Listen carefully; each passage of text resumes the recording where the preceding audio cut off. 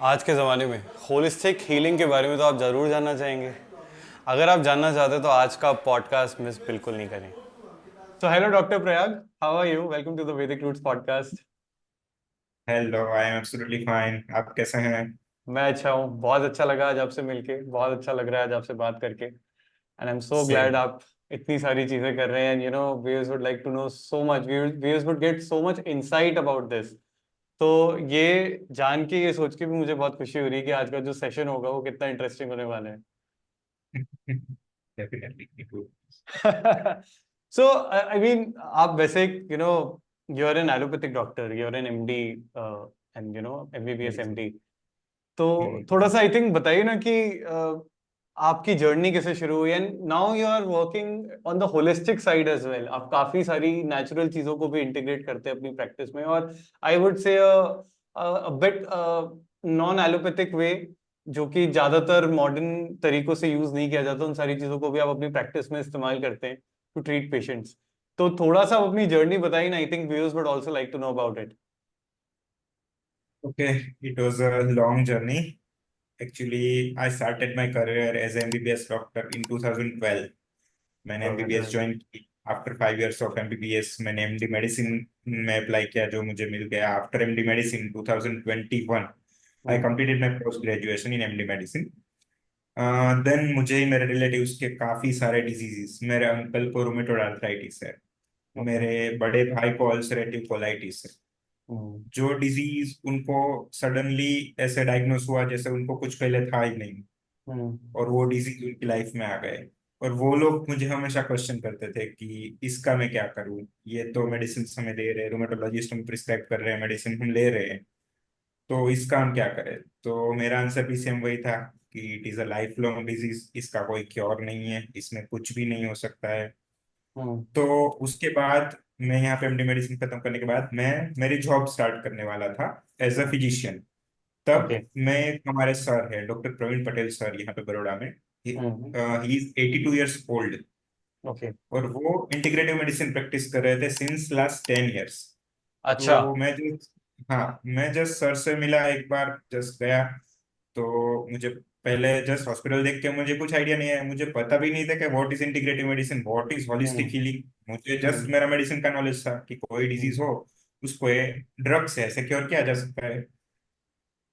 फिर मैं सर से मिला, तो सर ने बताया कि ये डिजीज ऐसे हील होते हैं सर। मैं स्पेशली नी के लिए, नी जॉइंट के लिए, ऑस्टियोआर्थराइटिस जिनको बोलते हैं, गादी का घसारा बोलते हैं, हम्म। उसके लिए स्टेम सेल प्रैक्टिस करते थे। तो हम्म। बेसिकली जिनको पता ना हो व्हाट इज स्टेम सेल, तो स्टेम सेल्स हमारे बॉडी का एक पार्ट है जो हमारे बॉडी को रीजनरेट करने के लिए काम करता है। जैसे हमें कोई स्क्रैच आता है तो आफ्टर 3 to 4 डेज वो नॉर्मल स्किन आ जाती है। वो हम्म। कैसे होता है? वो हमारे बॉडी के स्टेम सेल से होता है, वो पढ़ा हम्म। था मैंने। बट हम्म। उसको एज अ क्योर यूज करना वो मैंने पहली बार देखा था। हम्म। वो देख के मुझे लगा यार ये भी एक साइंस है, ये भी एक वर्क करता है। उनके रिजल्ट्स मैंने देखे। उनका एक अप्रोच डाइट पर था, तो हम्म। मैंने डाइट के बारे में पढ़ा। फिर मुझे लगा नहीं, कुछ तो साइंस है जो बियॉन्ड एलोपैथी है। हम्म। फिर उसके बाद मैंने रिसर्च स्टार्ट की कि क्या है व्हाट इज इंटीग्रेटिव मेडिसिन। तो जैसे ही मैंने सर्च किया, बहुत सारा निकल करके आया, बहुत सारी चीजें आई, बट तो भी बिलीव करना मेरे लिए डिफिकल्ट था हम्म। कि मैंने 10 साल जो पढ़ाई की है और वो बोलती है कि इसका कोई क्योर नहीं है, और ये सारे साइंस जो है वो बता दे कि नहीं, नेचुरली हम्म। भी एक रास्ता है जिससे कई सारे डिजीज के क्योर मिल सकते हैं, वो भी हम्म। नेचुरल मिल सकते हैं। तो मैंने फिर सर के साथ वर्क करना स्टार्ट किया। 1 साल तक मैं सर के साथ वर्क किया मैंने। उस टाइम सर के साथ वर्क करते करते मुझे कई सारे डॉक्टर्स, कई सारे जो कंसल्टेंट्स जो अलग अलग फील्ड में इंटीग्रेटिव मेडिसिन प्रैक्टिस कर रहे थे, उनसे मैं टच में आया। जैसे एक डॉक्टर, डॉक्टर विश्व रॉय चौधरी सर है, जो hmm. Purely naturopathy and ayurveda based treatment करते हैं। हम्म। जो chronic kidney disease, liver disease, heart disease, उन सब के डिजीज कोई भी मेडिसिन के बगैर जस्ट ट्रीटमेंट से क्योर करते हैं। तो फिर मैंने सर का सारा सब कुछ पढ़ना स्टार्ट किया और इंटीग्रेटिव मेडिसिन के बारे में और अच्छी तरह से जाना। तो इन सब चीजों से आगे आगे बढ़ता गया, और बहुत सारे कंसल्टेंट्स हैं जिनका बहुत बड़ा रोल है मेरी लाइफ में। उन सब से मिल के मैंने बहुत कुछ सीखा हुआ है। और उन सब के, वो एक बहुत ही लंबी जर्नी है, बहुत सारे लोगों का उसमें योगदान है। हम्म, फिर सब मिला के फिर मैंने मेरा हॉस्पिटल, मैंने कहा नहीं अभी एलोपैथी तो है ही, बट लोगों तक ये बात पहुंचानी जरूरी है कि एलोपैथी की जरूरत जितनी है उतनी है, बस हम्म, उसके बाद भी क्योर पॉसिबल है। हम्म, तो उसके बाद फिर मैंने अपना हॉस्पिटल स्टार्ट करने का सोचा कि ये जो मैंने नॉलेज गेन किया हुआ है वो मुझे लोगों को सर्व करना है। हम्म, तो इस तरह से धीरे धीरे करके ये जर्नी चलती गई। हम्म। आपको बड़े सारे चैलेंजेस भी मिले होंगे मुझे लगता है इस रास्ते में, क्योंकि ये तो बड़ा अनकन्वेंशनल रास्ता है for for a doctor who studies medicine. तो कैसा रहा आपका ये? ये जर्नी एक्चुअली आपने जैसे बात की, तो मेरी फील्ड, मैंने एमडी मेडिसिन पढ़ाई की, मेरे साथ मेरे 24 और कलीग्स थे हम्म, जो अभी भी प्रैक्टिस कर रहे हैं, वो प्योर एलोपैथी प्रैक्टिस कर रहे हैं सबसे हम्म, मेन, क्योंकि हमारा रिलेशन सबसे होता है। तो मैंने जब ये प्रैक्टिस करना सोचा कि मैं इंटीग्रेटिव मेडिसिन प्रैक्टिस करूंगा, हम्म, क्योंकि सही मेडिसिन यही है कि ये माइंड बॉडी एंड सोल सबसे हम्म, मेन, मुझे सबसे इसमें अच्छा क्या लगा, before my twelfth I am doing meditation. और अच्छा। उससे मेरा स्टडी फोकस इतना बढ़ गया था कि मैं जो पढ़ रहा था विदाउट मेडिटेशन, मैं ऐसे ही जस्ट हैप्पैज़र्डली पढ़ रहा था, तो मुझे जो रिजल्ट नहीं मिल रहा था वो मेडिटेशन की मेरी 1 महीने की प्रैक्टिस के बाद मुझे सब याद रहने लगा था बहुत अच्छे तरीके से। हम्म, तभी वो मेरे दिमाग में कहीं ना कहीं था कि नहीं, ये कुछ साइंस है जो हम सोच नहीं सकते वैसे वर्क करता है। तो जब मैंने ये देखा, डिफरेंट डिफरेंट अलग अलग स्पेशलिटी के लोगों से मिला, तब मुझे पता चला कि भाई हीलिंग एक होता है जो पिल के थ्रू होता है, वो सिर्फ हम्म, फिजिकल हीलिंग है, हम्म, बट जो माइंड बॉडी एंड सोल तीनों पे वर्क करता है वो होलिस्टिक हीलिंग है। और हम्म, किसी भी पर्सन को अगर ट्रीट होना है, अगर उसको अच्छा होना है, तो उसके लिए होलिस्टिक हीलिंग ही एक रास्ता है, अभी तो मैं ये कह सकता हूँ। हम्म, तो इसमें चैलेंजेस तो ऐसा है, जैसे मेरे कंसर्न फ्रेंड्स जो है वो मुझे बताते हैं कि सही में तू ये करता है, वो वर्क करता है ऐसे, मुझे हम्म, ही पूछते हैं। तो मैं कहता हूँ हाँ डेफिनेटली वर्क करता है। और अभी जब 1 साल की मेरी प्रैक्टिस के बाद मैं मेरे रिजल्ट्स जब लोगों के सामने रख रहा हूँ, जो मेरे हम्म, फ्रेंड्स जो लोग बोल रहे हैं कि इसका रिजल्ट, इसका क्योर नहीं है, उसके सामने जब ये पेशेंट्स मेरे जा रहे हैं, हम्म, तब उनको अभी लग रहा है कि नहीं यार, ये एक अलग साइंस है, और अभी लोगों को ये ट्रस्ट हो रहा है। बाकी सबको ये समझाना, लोगों को ये बिलीव करवाना, वो ही एक बहुत बड़ा चैलेंज था, और अभी भी हम्म, शायद है ही। हम्म। तो अभी भी मतलब आपके जो कलीग्स हैं, जो एलोपैथिक कलीग्स हैं, उन सबको भी मुझे लगता नहीं है कि ये सब चीजें इतनी अंडरस्टैंडिंग होती है about how the mind body works, and ये सारी चीजों पे इंटरेस्ट रहता है, एलोपैथिक का फोकस रहता है।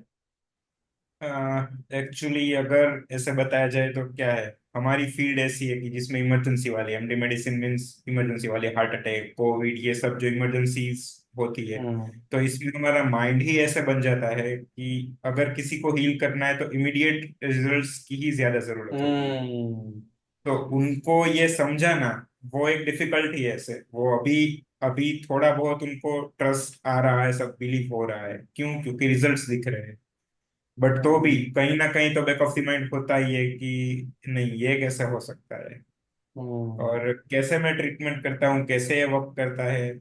वो अभी भी जो हमारे कंसल्टेंट्स, हमारे जो प्रोफेसर्स, हमारे मेरे जो कलीग्स, सबके हम्म, लिए अभी भी ये डिफिकल्टी है मैनेज करना। हम्म। तो आप अभी क्या क्या चीजें अलग करते हैं जो कि ट्रेडिशनल में होती हैं? एक्चुअली मैंने ऐसे, मेरे पास लिस्ट है ऐसे कि मैं इन इन कंसल्टेंट से ये चीजें सीखा हुआ हूँ, इन सब से मुझे ये जानकारी मिली है, जिसके बाद जो गुरु आप बोल सकते हैं कि हम्म, इन्होंने मुझे ये चीजें सिखाई है। वैसे जैसे पहले मैंने बताया कि डॉक्टर प्रवीण पटेल सर, वहां से मुझे स्टेम सेल के बारे में इंफॉर्मेशन मिली कि स्टेम हम्म, सेल एक साइंस है जो वर्क करता है, जो अपने नी के ऑस्टियोआर्थराइटिस के लिए वर्क करता है। तो हम्म, मैं भी वो प्रैक्टिस मेरी कर रहा हूँ, स्टेम सेल्स की प्रैक्टिस।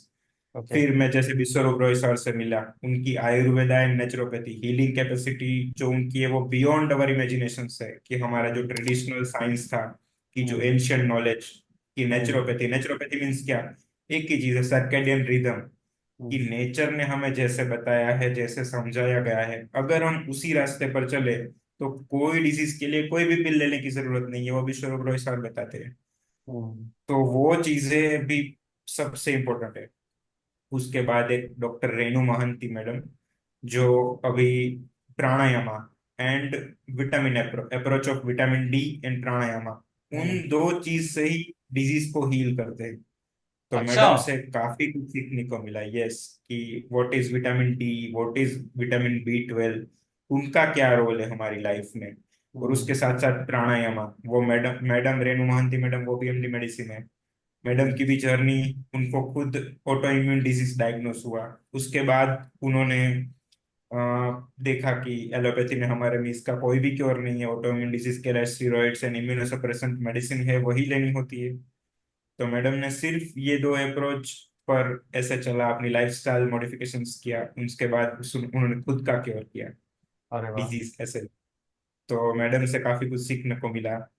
फिर जो स्टेम सेल पर मुझे काफी अच्छा इंटरेस्ट था, स्टेम सेल के बारे में मुझे और जानना था, क्योंकि जैसे लाइफस्टाइल मॉडिफिकेशंस के बारे में हम बताते हैं कोई हम्म। किसी को भी, तो हम्म। सबसे मेन कि थोड़ा बहुत उनको होता है कि एग्जैक्ट लाइफस्टाइल मॉडिफिकेशंस करना सबके लिए डिफिकल्ट होता है, क्योंकि जॉब्स बिल्कुल। होती है, routine day to day schedules होता है। तो उसके लिए सबसे मेन रोल प्ले करता है स्टेम सेल्स, कि हम्म। बॉडी में जितने भी डिजनरेशन हुआ है जिस भी पार्ट में, जैसे हमारे कोई भी इंटरनल ऑर्गन में, तो स्टेम सेल की अगर हेल्प अगर हम ले तो उसको हम रीजनरेट कर सकते हैं।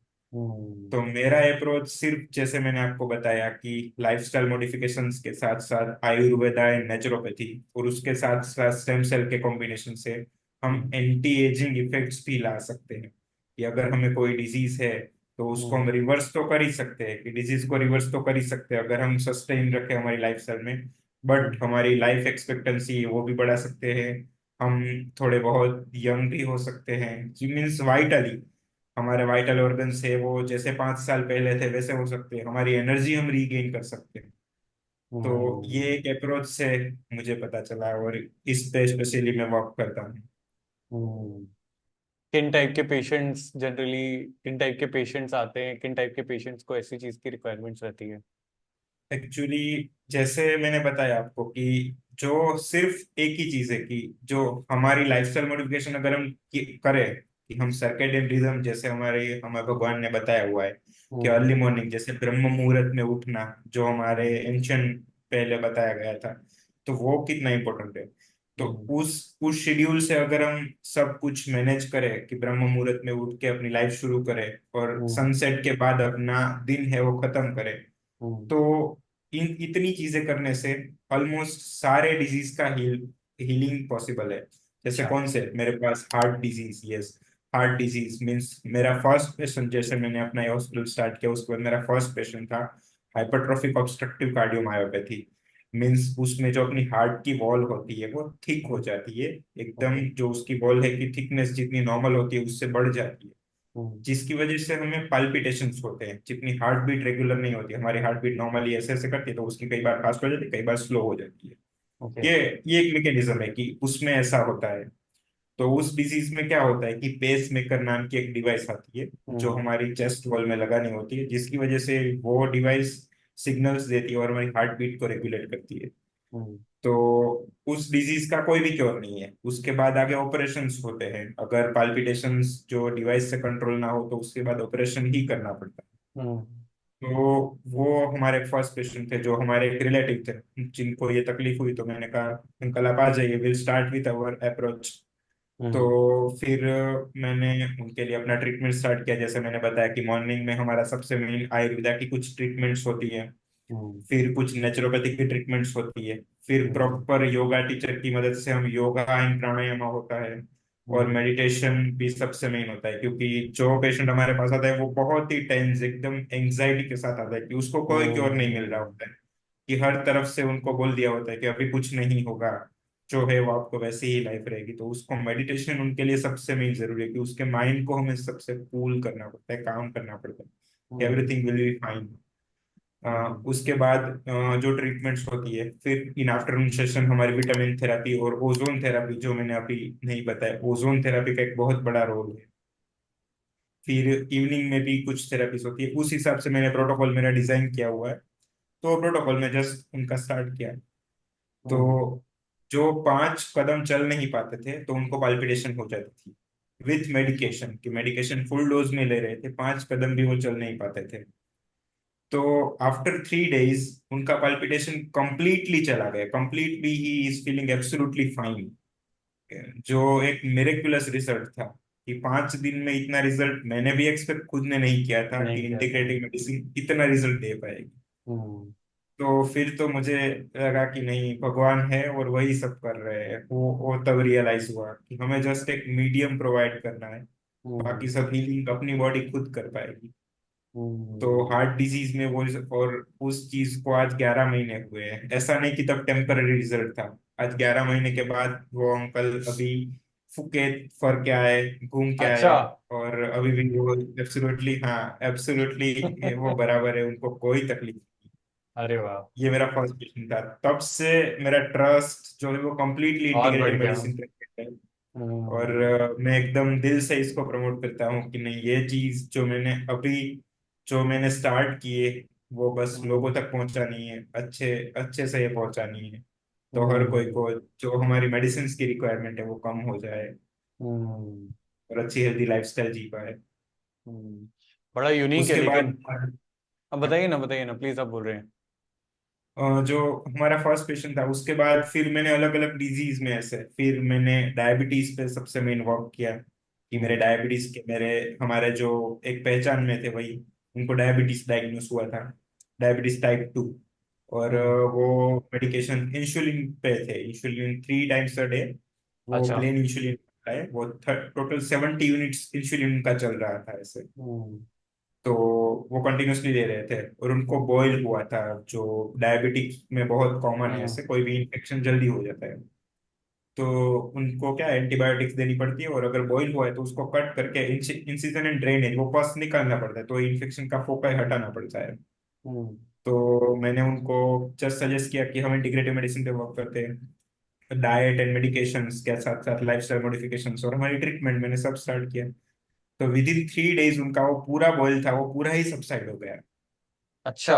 और उनका शुगर लेवल जो 400 300 रह रहा था विथ इंसुलिन, वो विदाउट इंसुलिन 150 के रेंज में आ गया विद क्या इन थ्री बात है। डेज क्या बात है। तो एक एक बहुत ही मिरेक्युलस रिजल्ट था वो।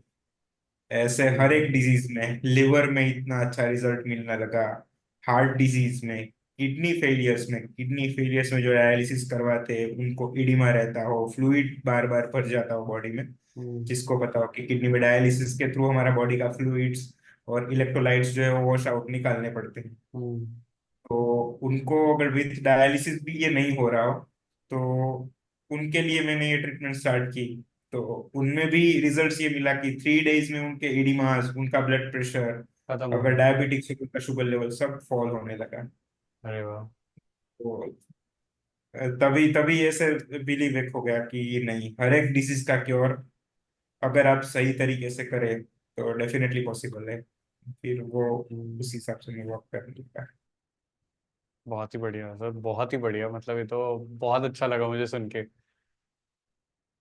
मतलब ऐसे रिजल्ट्स जो होते हैं ना, मुझे लगता है कि people are looking for doctors जो कि उनको मेडिसिन से थोड़ा छुड़वा कर थोड़ा सा परमानेंट सोल्यूशन दे सकें। तो उसके लिए तो मुझे लगता है कि कोई भी ऐसा कोई अगर पेशेंट है जो कि पीड़ित है, उसको तो आपसे ज़रूर मिलना चाहिए इन सब चीज़ों के लिए। ये तो क्योंकि लोग परेशान है बीपी से। आपने हार्ट डिजीज बताया, आपने डायबिटीज बताया। डायबिटीज तो इतनी कॉमन है आज की डेट में, आप भी जानते हैं कितना, मतलब every third person is prevalent. India में तो बहुत ज़्यादा कॉमन है when it comes two diabetes. तो और इसमें आपने मतलब जैसे कुछ चीज़ें बताई, आपने बोला कि इनको जो रिजल्ट्स मिल रहे हैं वो रिजल्ट्स इनको बहुत जल्दी मिल रहे हैं, 3 दिन 5 दिन। तो इसमें हम majorly diet change plus lifestyle change plus और भी कुछ चीज़ें रखते हैं। कैसे रहता है, मतलब हाउ डज द ट्रीटमेंट गो? जो एक बेसिक एग्जांपल के थ्रू आपको ये बहुत समझाता हूँ हम्म। कि ये कोई रॉकेट साइंस नहीं है। पहली बात कि हम्म। ये सिंपल बेसिक, जैसे मैंने बताया कि सर्केडियन रिदम के थ्रू हम चल रहे हैं, ऐसा है। Body clock. जैसे एक ही हाँ, कि हमारे गुरुकुल, सबसे में हमारे गुरुकुल में पहले ऋषि मुनि जो थे और गुरुकुल थे, तब इतने डिजीज थे जो आज तक है। आज जो हमारे डिजीज है वो क्यों है, इतने सारे डिजीज क्यों है? क्योंकि अभी हमारी पूरी लाइफस्टाइल है वो पूरी ही वेस्टर्न कल्चर को हमने अपना लिया है। अपना बिल्कुल। इंडियन जो टिपिकल जो हमारा कल्चर था उसको हम भूल गए हैं। हम्म, क्यों? गुरुकुल में और आज की ये टाइम में क्या डिफरेंस है ऐसे? हम्म, तो वो चीज अगर हम समझ ले तो पूरा ही डिजीज हील होना स्टार्ट हो जाता है। जो बेसिक कंसेप्ट है हम्म, कि गुरुकुल में क्या होता था कि अर्ली मॉर्निंग 3:30 4 o'clock को सबसे पहले उठाया जाता था। 4 o'clock को हम्म, ब्रह्म मुहूर्त में उठना होता था। और सबसे पहले जो माटी का जो एक बर्तन होता है उसमें पानी भरा जाता था रात को ही। हम्म, और उठ के ही विंटर हो समर हो या फिर मानसून हो कोई भी सीजन हो वो जो पानी का मटका होता था वो पूरा ही उठ के सीधा अपने सिर पे डालना होता था। सीधा ही नहा लेने का होता था। थ्री हम्म, थर्टी फोर हो सर्दी हो गर्मी हो कुछ भी हो। ये आपको पता होगा, ये आपने सुना होगा कि उससे मॉर्निंग हमारी होती थी। हम्म, उसके बाद क्या होता था कि फिर जो 1 से 2 घंटे के लिए फिर जो होता है वो स्टडी या फिर कुछ स्पिरिचुअल रीडिंग या फिर कुछ ऐसा समझाया जाता था कि आफ्टर बात की कुछ ऐसी पॉजिटिव थिंग्स कि जिससे हमारे दिन की शुरुआत हो। ये पहला होता था। हम्म, फिर 6:30 7 o'clock को तब जब सनराइज होता था तब सूर्य नमस्कार होते थे हम्म, मॉर्निंग में। हमारा वो सूर्य नमस्कार। उसके बाद 7 o'clock से शाम के 6 o'clock तक कड़ी धूप में मेहनत करवाते थे। हम्म, और आफ्टर 7 o'clock उनका मीन्स जो खाना बीच में होता था वो प्रॉपर रॉ फूड एकदम, क्योंकि गुरुकुल में क्या था कि सबसे मेन हम्म, डिसिप्लिन सिखाया जाता था। तो हम्म, फूड भी ऐसा कि जिसमें कोई टेस्ट ना हो। हम्म, ओके। और जो भी जिसका जो भी नेचर हो, सपोज कोई एंग्री हो रहा है तो उसको उसके अकॉर्डिंग कि उसको ज्यादा एंगर उसका जो है वो ट्रिगर करते थे ऋषि मुनि। हम्म, कि ये देख कि ये एंगर तेरे अंदर आएगा तो तेरे बॉडी में क्या क्या चेंजेस आते हैं, तो उसको रियलाइज करवाते थे तो वो अपनी लाइफ टाइम के लिए अपना एंगर भूल जाता। हम्म, और आफ्टर 7 o'clock उनका डिनर हो जाता था। डिनर करवाने के बाद 8 9 बजे उनको सोने के लिए बोल दिया जाता था। तो रात को 9 बजे से सुबह 3 बजे तक मीन्स 8 hours की उनकी स्लीप होती थी। हम्म, इतना ही था उनकी लाइफस्टाइल और उनकी लाइफ में कोई भी डिजीज नहीं था। हम्म, तो बस यही हम हॉस्पिटल में करवा रहे हैं। ओके। हम्म, तो इनमें से क्या है सबसे मेन 3:30 को जो उठा के सबसे पहले ब्रह्म मुहूर्त में जो बात होती थी उसको कोल्ड बात। तब उसको अभी उसका हमें नाम दे रहे हैं एक फैंसी नाम की, उसको आइस कोल्ड बात। तो हम्म, वो चीज सबसे पहले जरूरी है कि अर्ली मॉर्निंग में अगर ठंडे पानी से नहाया जाए तो हमारे बॉडी में बैड हार्मोन से वो डिक्रीज हो जाएंगे, गुड हार्मोन से वो इंक्रीज हो जाएंगे। हम्म, जिनको कोई भी डिजीज अपने घर पे हो अर्ली मॉर्निंग अगर 1 से 3 मिनट के लिए 1 से 3 मिनट के लिए कोल्ड बाथ अगर की जाए तो सारे डिजीज है वो धीरे धीरे हील होना स्टार्ट हो जाएंगे। पहला स्टेप सबसे पहले। तो फर्स्ट वो कोल्ड बाथ तो हम आइस कोल्ड बाथ हमारे हॉस्पिटल में करवाते हैं कि 3:30 को उठना तो पॉसिबल नहीं है, हम 6 o'clock को उठाते हैं पेशेंट्स को। तो सबसे हम्म, मेन आइस कोल्ड बाथ पहले करवाते हैं। उसके बाद जो स्पिरिचुअल रीडिंग होता है तो हमारी छोटी सी एक लाइब्रेरी है। तो पेशेंट्स को हम 10 15 मिनट्स के लिए बोलते हैं कि कुछ भी उसको जो भी स्पिरिचुअल पढ़ना है अपने रिलीजियन का कुछ भी पढ़ना है तो वो पढ़ने के लिए बोलते हैं। पढ़ने अच्छा, के बाद उनकी बॉडी को सबसे मेन डिटॉक्सिफिकेशन करना होता है कि तभी बॉडी सब प्योर थे तो उनको डिटॉक्सिफिकेशन की जरूरत नहीं थी। तो हम्म, हम मेडिकेटेड इनिमास आई वॉश छलने थी जो भी प्रोसीजर्स आयुर्वेदा की वो हम्म, ट्रीटमेंट्स करते हैं। अच्छा, उसके बाद जैसे मैंने बताया था कि पूरे दिन जो उनको हार्ड वर्क सनलाइट में करवाते थे। तो हम्म, पहले हम जो सूर्य नमस्कार जैसे बताया गया तो जैसे ही एक कंसेप्ट है कि जिसकी स्पाइन मोबिलिटी सबसे अच्छी उसको कोई भी डिजीज नहीं होता है। ये डॉक्टर प्रमोद त्रिपाठी सर एक है जो बताते हम्म, हैं। और वो उस टाइप से डायबिटीज और सारे क्रोनिक लाइफस्टाइल रिलेटेड डिजीज है वो हील करते हैं।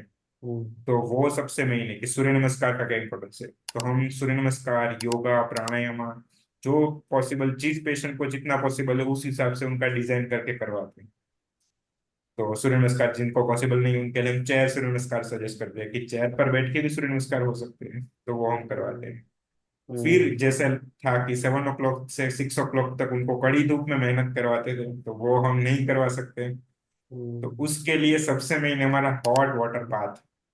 कि हॉट वाटर हम्म, बाथ है वो अपना 40 डिग्रीज के पानी में जैसे विश्वरूप रॉय सर एक है जो अपने हॉस्पिटल्स में हम्म, करवाते हैं कि उसमें 2 घंटे हॉट वाटर बाथ करने से अगर पूरा दिन हमने काम किया हो उतनी एनर्जी जो हमारी बॉडी में से वो एग्जॉस्ट हो जाती है उतनी जो इक्वल अमाउंट में हमारी बॉडी को एग्जॉस्ट फीलिंग होती है।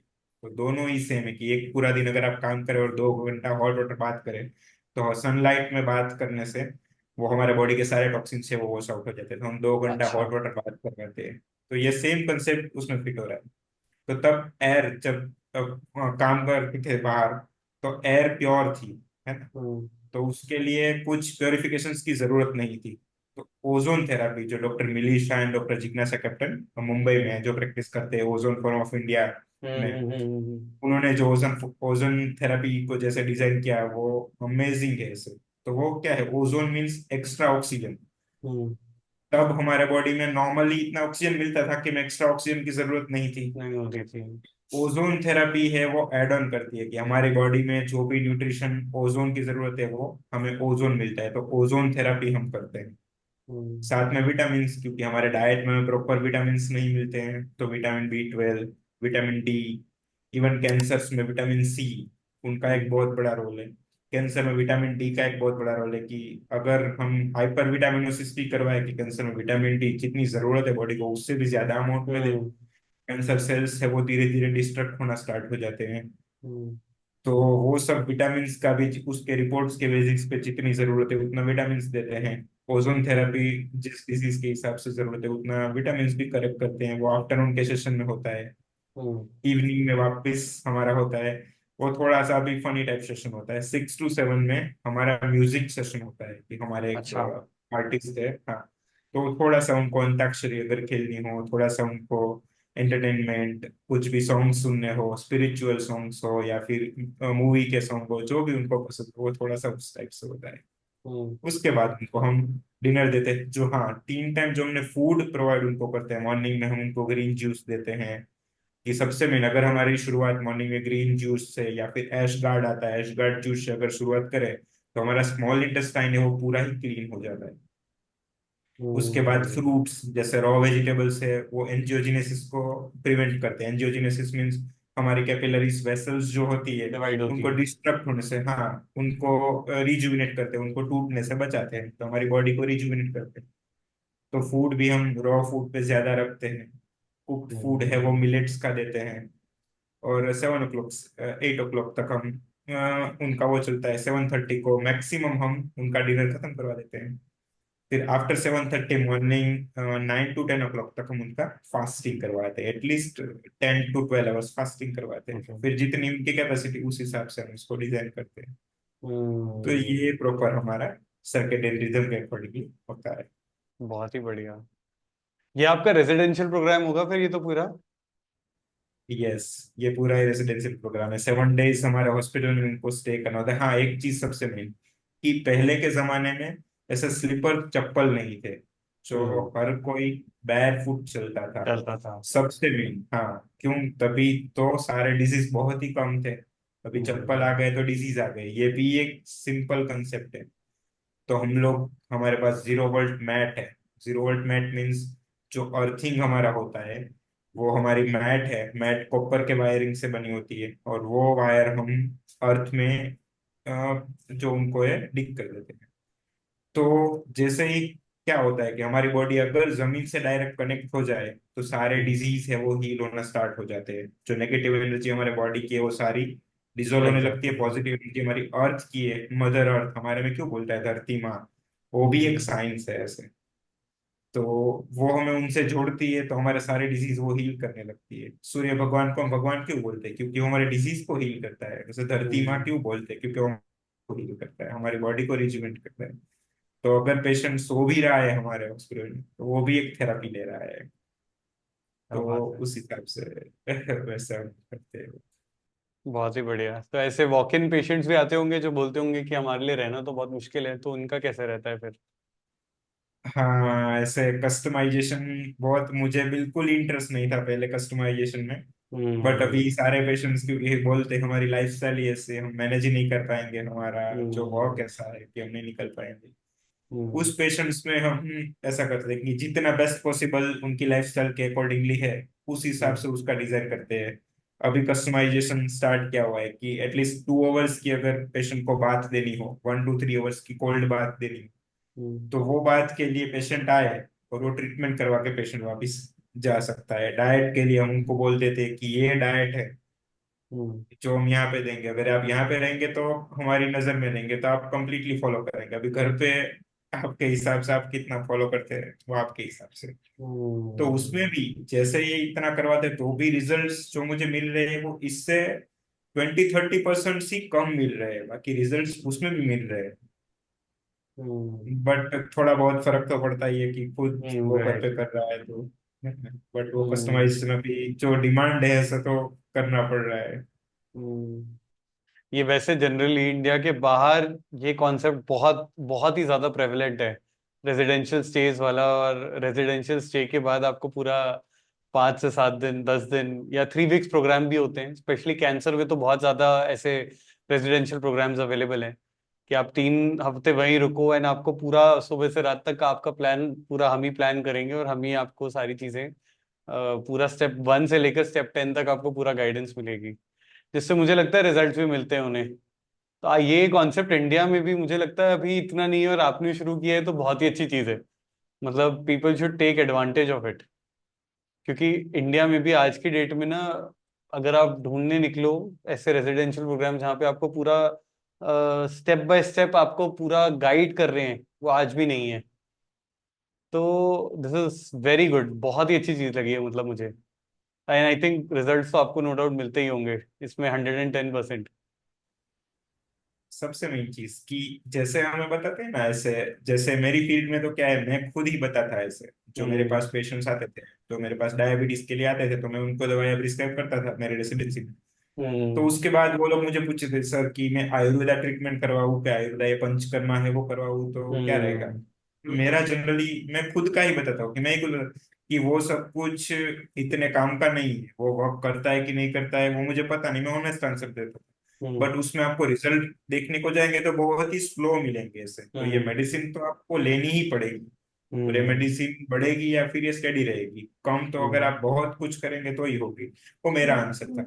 तो आज मैं अभी ये कह रहा हूँ कि अगर आपको कोई भी डिजीज है तो आप ये प्रोटोकॉल जो सर्केडियन रिदम जो भगवान ने बनाया हुआ डिजाइन है उस हिसाब से अगर आप चलना स्टार्ट करोगे तो हम्म। विद इन 2 डेज आपको रिजल्ट मिलना स्टार्ट होगा। जितना जल्दी कोई एलोपैथिक मेडिसिन जो 48 आवर्स में रिजल्ट देती है उससे भी फास्ट इसमें रिजल्ट मिलना स्टार्ट हो जाएगा।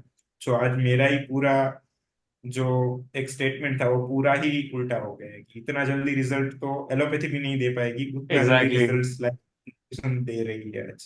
हम्म। Great, great. तो ये आपको वैसे आइडिया शुरू से ही था आपको कि you have to build a residential program इनके लिए पूरा, या फिर ये धीरे धीरे इवॉल्व होता गया? डेफिनेटली बिल्कुल भी आइडिया नहीं था सबसे पहले तो। हम्म। जब तो मैं इंटीग्रेटिव मेडिसिन में आया हम्म। तो जस्ट एज अ इंटरेस्ट आया था कि मुझे इंटरेस्ट हुआ था कि कुछ नया है कुछ करना है। तो मैं स्टेम सेल सीखने के लिए इंटीग्रेटिव मेडिसिन में आया था। अच्छा। हाँ। तो लाइफस्टाइल मॉडिफिकेशन का इतना बड़ा इम्पैक्ट है वो कहीं पे हमें पढ़ाया नहीं गया है अच्छा। कि डाइट लाइफस्टाइल मॉडिफिकेशन का इतना बड़ा रोल है। जैसे एक सिंपल चीज है कि अगर कोलेस्ट्रॉल, जैसे हमारा हाइपरलिपिडेमिया जिनको होता है, कोलेस्ट्रॉल जिनका बढ़ा हुआ होता है, हम्म। उनके लिए हमें बताते हैं कि एक ट्राइग्लिसराइड लेवल आता है जो 350 के ऊपर अगर हो तो उनके लिए मेडिकेशन स्टार्ट करनी पड़ती है। जो हमारी रोजुवास्टेटिन, फिनोफाइब्रेट ऐसे करके मेडिसिन आती है, जिनको हो वो रिलेट कर पाएंगे। हम्म। तो हमारे में कैसे बताया कि अगर आपको इतना कोलेस्ट्रॉल मिला है, ट्राइग्लिसराइड इतना बढ़ा हुआ मिला है, तो आपको लाइफस्टाइल मॉडिफिकेशन स्टार्ट करनी है तो उससे आपको 20% रिडक्शन इन ट्राइग्लिसराइड लेवल मिल सकता है। 80% आपका कंट्रोल है वो मेडिसिन ही करेगी। ऐसे पढ़ाया गया है ऐसे हम्म। कि role of diet and lifestyle 20% है कि आपको वो तो करना ही है तो आपको 20% मिलेगा, बाकी का 80% है वो हमारी मेडिसिन करेगी। तो ऐसे तो हम्म। फिर हम क्या चीजें पढ़ेंगे अगर मेरी बुक में यही दिया हुआ है। तो हम्म। हम कहेंगे कि चलो अभी तो मेडिकेशन ही सबसे मेन है तो 20% का हम छोड़ ही देंगे कि अगर 80% हमें मेडिसिन से ही रिलीफ मिल रहा है तो 20% क्यों हम्म। ऐसे लोगों को भी समझाए और क्यों उनको प्रमोट करे ऐसे। Hmm. But hmm. Integrative medicine मुझे ऐसे कि मेरे पापा को ही कोलेस्ट्रॉल था, हम्म। तो हमारे कोई पहचान में थे, उन्होंने जस्ट एक चीज रिकमेंड की कि अर्ली मॉर्निंग एक सिंगल क्लोव गार्लिक आती है कि हम्म। वो कंज्यूम करना स्टार्ट करेंगे इनटी स्टमक, तो कोलेस्ट्रॉल लेवल जो है वो नॉर्मलाइज हो जाएगा और आफ्टर 6 मंथ्स जो है वो मेडिसिन शायद हमें छोड़नी पड़े। तो वो चीज मैं तो बिलीव नहीं, कि मैंने कहा नहीं ऐसा नहीं होता है पापा, मेडिसिन तो हमें लेनी पड़ेगी, 80% रोज मेडिसिन का है, क्या बात कर रहे हो आप ऐसे। हम्म। तो आफ्टर 6 मंथ्स मेरे पापा का मैंने रिपोर्ट्स करे, पापा ने कंज्यूम करना स्टार्ट कर दिया। आफ्टर 6 मंथ्स उनका cholesterol level below normal line आ गया, कि वन अच्छा। फिफ्टी के पास उनका टोटल कोलेस्ट्रॉल आ गया। ट्राइग्लिसराइड लेवल उनका 150 के पास आ गया 6 मंथ्स। क्या फिर बात है। मैंने कहा कि नहीं चलो ये तो भी मैंने कहा ये मेडिसिन का है, कि मेडिसिन जो मैंने आपको दी है उसके साथ साथ आपने डाइट किया, तो दोनों चीजों से हुआ है। फिर मुझे पापा हम्म। ने बताया कि 2 मंथ से उन्होंने मेडिसिन ही नहीं ली थी, हम्म। 4 मंथ्स तक की ली थी, मुझे बताया ही नहीं था ऐसे। मैंने कहा ऐसा मत करो, ये हार्ट ब्लॉकेज कर सकता है आपसे। हाँ। तो फिर थोड़ा सा तब बोल बोल तो दिया मैंने कि ऐसा नहीं होता। फिर मैंने कहा यार ये कैसे हो गया ऐसे, मुझे यही समझ नहीं आया। तो वो हाँ। चीजें धीरे धीरे मुझे रिलेट होती गई कि नहीं, जो है वो थोड़ा सा मिसकंसेप्ट पढ़ाया हुआ है, कि नहीं रोल 50-50 है, कि हम्म। 80-30 है। जैसे जितना मॉडिफिकेशन आप बढ़ाएंगे लाइफस्टाइल मॉडिफिकेशन इन डाइट, उतना ही मेडिसिन का रोल हमारे बॉडी में से कम होता जाएगा। फिर वो हम्म। चीज धीरे धीरे मेरे दिमाग में आई। तो वो हम्म। सब चीजें धीरे धीरे आती गई। तो फिर ये अलग अलग थेरापीज जो मुझे समझ में आती गई। फिर मैंने एंशंट, जैसे आपने बताया कि क्यों ऐसा था, क्यों गुरुकुल में कोई बीमार नहीं होता था, क्यों पहले इतने डिजीज हम्म। नहीं। तो वो सब चीजें कंबाइन करता गया। तो फिर मैंने सोचा कि नहीं, किसी को अगर अच्छी लाइफ हमें देनी है, कि कोई डिजीज में से उनको हील करना है, तो डेफिनेटली उनको हमारे ऑब्जर्वेशन में 24/7 रखना ही पड़ेगा। हम्म। तो उन ये सारे डॉट्स को ऐसे कनेक्ट किया, और फिर मैंने रेसिडेंशियल प्रोग्राम जो है वो अपना स्टार्ट शुरू करने के किया। बारे में सोचा। नहीं तो बहुत, लेकिन बड़े दुख की बात भी है ये कि ये जो आपने बताया अभी कि 80-20 का एक रोल है, 80% मेडिसिन का, 20%, जबकि लोग, मतलब we have documented so many cases of cancer जो सिर्फ लाइफस्टाइल मॉडिफिकेशन से, और जिन्होंने डाइट चेंज, लाइफस्टाइल मॉडिफिकेशन, कुछ थेरेपी साथ में, नेचुरल थेरेपीज, इन सबको मिलाने के बाद उन्होंने पूरी तरीके से खत्म कर दिया। And diabetes, high blood pressure, ये सब तो बहुत जल्दी इनमें रिजल्ट दिखते हैं। डायबिटीज में तो बहुत जल्दी रिजल्ट मिलता है, एज एन अगर आप सिर्फ डाइट चेंज करो तो। कितने लोग, मतलब कितनी सारी ऐसी चीजें जो शायद मेडिकल साइंस में पढ़ाई नहीं जाती, या फिर शायद अवेयर नहीं करा जाता, तो वो थोड़ा सा it's it's a bit sad. मुझे लगता है वो आने वाले टाइम में शायद चेंज हो जाएगा। इट विल चेंज, उसी के लिए हमें वर्क करना है, और होगा, डेफिनेटली होगा।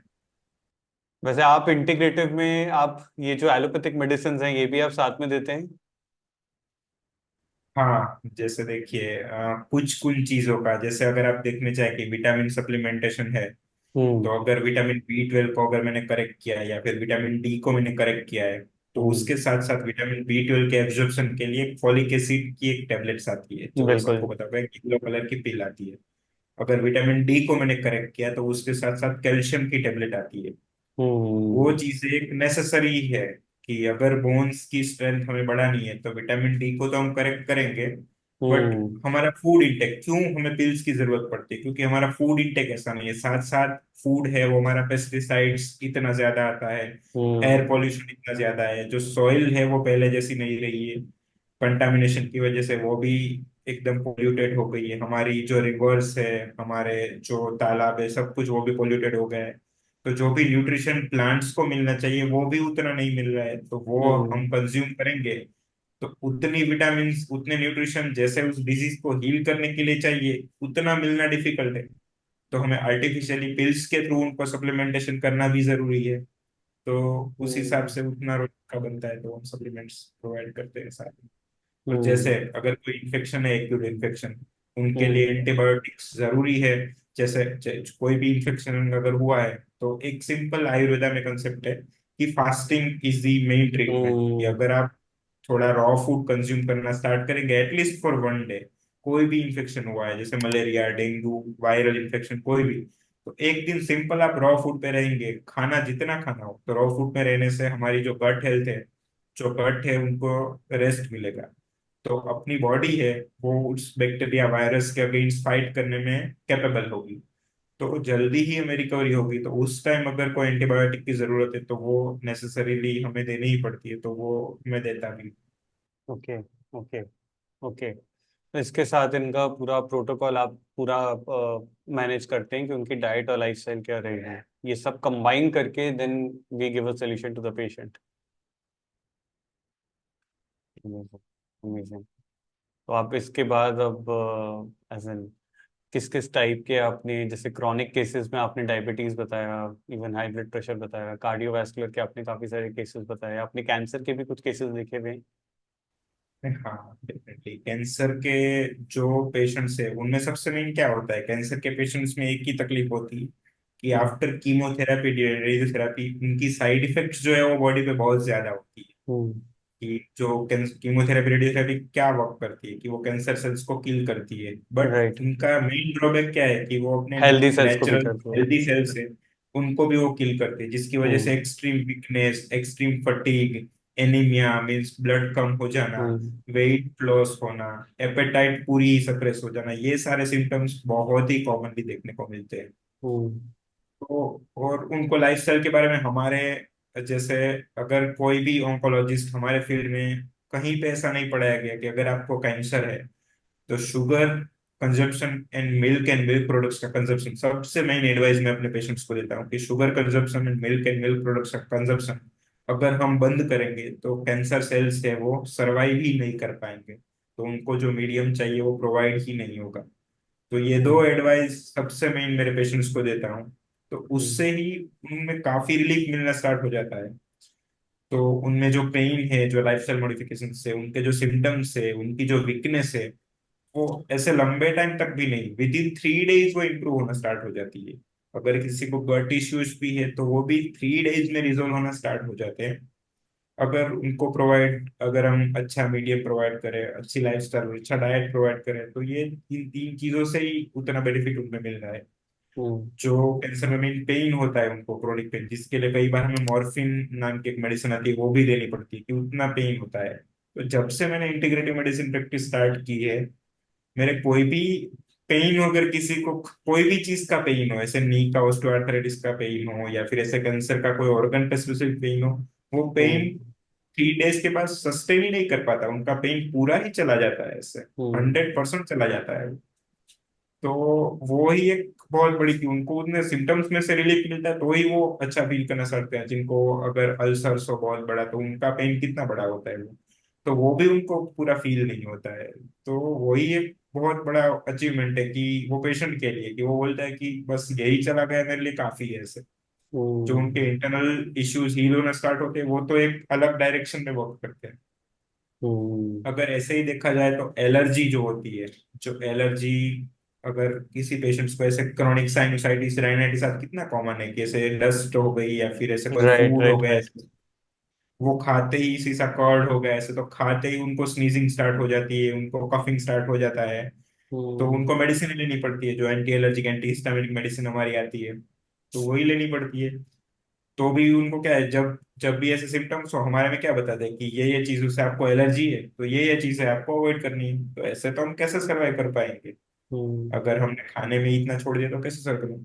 तो उनके लिए सिंपल ही कि ये लाइफस्टाइल मॉडिफिकेशन, ये डाइट सिर्फ, अगर अपना डाइट है वो फॉलो करना स्टार्ट करे, वो लाइफस्टाइल मॉडिफिकेशन सिर्फ इतना करे, तो हम्म, विद इन 10 to 15 डेज उनकी एलर्जी पूरी ही जो है वो जाना स्टार्ट हो जाती है। हम्म, वो एक ऐसा कि अभी तो एलर्जी स्पेशलिस्ट जैसे हमारे में आता है कि एलर्जी स्पेशलिस्ट डॉक्टर्स, हम्म, कि वो जस्ट ऐसे स्पेसिफिक अगर हाईलाइट करे कि जिसे को हिस्टामिन बढ़ा हुआ है तो उनको एंटी हिस्टामिनिक पिल्स आती है, किसी को इओसिनोफिल काउंट्स बॉडी में बढ़े हुए तो उनको इओसिनोफिल्स को कम करने के लिए जो मेडिसिन आती है, पिल्स आती है, वो देना स्टार्ट करते हैं। हम्म, ये टेम्पररी ही सॉल्यूशन है इससे। तो अगर इतना करने पे वो रिजल्ट्स मिलता है, और आफ्टर 6 to 9 मंथ्स उनको लाइफस्टाइल मॉडिफिकेशंस भी इतना स्ट्रिक्टली फॉलो करने की जरूरत नहीं रहती है। सबसे मेन चीज वो है कि अगर 6 से 9 महीने तक उन्होंने ये लाइफस्टाइल को सस्टेन कर लिया, हम्म, तो आफ्टर 9 मंथ्स उनकी एलर्जी कंप्लीटली चली जाएगी, फिर वो नॉर्मल हेल्थी लाइफस्टाइल भी जी सकते हैं। तो वो एक हम्म, बहुत बड़ी अचीवमेंट है कि ऐसे जो सिंपल डिसीज है जो बॉडी को इतना हार्म नहीं करते, बट अपनी डे टू डे लाइफ को बहुत ही परेशान करते हैं, वो डिजीज में हम्म, ऐसे ट्रीटमेंट भी पॉसिबल है। तो मीन्स अगर हम एक्यूट डिजीज में भी देखे जाए और साथ में क्रोनिक डिजीज, दोनों में ही इतना बड़ा रोल है लाइफस्टाइल मॉडिफिकेशन एंड डाइट का। वो चीज सबसे मेन जो है वो सीखी, और वो चीज सबसे इम्पोर्टेंट है मुझे लगता है आज की जनरेशन में, आज के टाइम में। हम्म। नहीं, आप बिल्कुल ठीक बोल रहे हैं। आई थिंक लाइफ और लाइफस्टाइल और डाइट तो आजकल वैसे भी बहुत खराब हो गई है, तो उसके इम्प्लीकेशंस, छोटे छोटे इम्प्लीकेशंस भी बहुत बड़े बन जाते हैं। ओवरऑल आपको कुछ मतलब यू आर डूइंग वेरी, आप बहुत ही हटके चीजें कर रहे हैं अपनी प्रैक्टिस में। आपको कहीं से कोई रेजिस्टेंस मिलता है, एज इन कि ये तो आप ये जो बोल रहे हो ये कैसे पॉसिबल है, ये तो हो ही नहीं सकता ये जो आप कर रहे हो, ऐसा कोई रेजिस्टेंस होता है? ऑनेस्टली वो रेजिस्टेंस बहुत ही ज्यादा देखने को मिलता है, क्योंकि मैं फाइट कर रहा हूँ मेरी ही कम्युनिटी के अगेंस्ट। हम्म। तो जैसे ही मैं किसी को अपनी चीजें बताता हूँ तो पहले तो उनका ऐसे ही आता है कि ये कैसे पॉसिबल है, ये हो ही नहीं सकता ऐसे। हम्म। सपोज मैं किसी को हाँ ऐसे बताऊँ कि डायबिटीज जो उनकी 400 शुगर थी वो 3 डेज में 150 हो गई, और इंसुलिन था वो भी मैंने बंद कर दिया, उसके अलावा मैंने उसको मेडिसिन पे शिफ्ट किया कि ओरल हाइपोग्लाइसेमिक ड्रग्स आती है, मैंने ड्रग्स पे ले हम्म। लिया उनको, उनकी ही रिक्वायरमेंट है, वो भी धीरे धीरे कम करके मैं बंद करने का प्लान कर रहा हूँ। बट वो धीरे धीरे कि स्टेप वाइज उनका शुगर कम होता जाएगा तो मैं करूंगा। तो वो बोलते हैं ऐसा पॉसिबल ही नहीं है। वो बोलते हैं 3 डेज में शुगर 350 से 150 कैसे हो सकती है, वो पॉसिबल ही नहीं। रूमेटोड आर्थराइटिस का पेन ऐसे जा कैसे सकता है, मेरे ही जो फील्ड है, क्योंकि देखिए हम अब वो उसमें क्या है चीज कि हमें 10 साल तक मैंने ये पढ़ा है कि 10 साल तक की कोई भी मेडिसिन है वो डिजीज को कंट्रोल करती है, ना ही कि उसको हम्म। ट्रीट करती है। वो सबसे मेन चीज है। तो वो अगर मेरा विजन ही एकदम टनल विजन बन जाता है, तो अगर कोई नया हम्म। आके मुझे बताए कि ये नहीं होता, ये गलत बात है, तो वो सीधा ही एक रिफ्लेक्शन मिलता है कि ये नहीं पॉसिबल हो सकता। तो जब हम्म। एक्चुअली मैंने मेरी प्रैक्टिस स्टार्ट की थी तब मैं ऐसे जनरली सामने से किसी को नहीं बताता हूँ, मेरे कलीग्स को, क्योंकि वो अननेसेसरी आर्ग्यूमेंट क्रिएट करता है।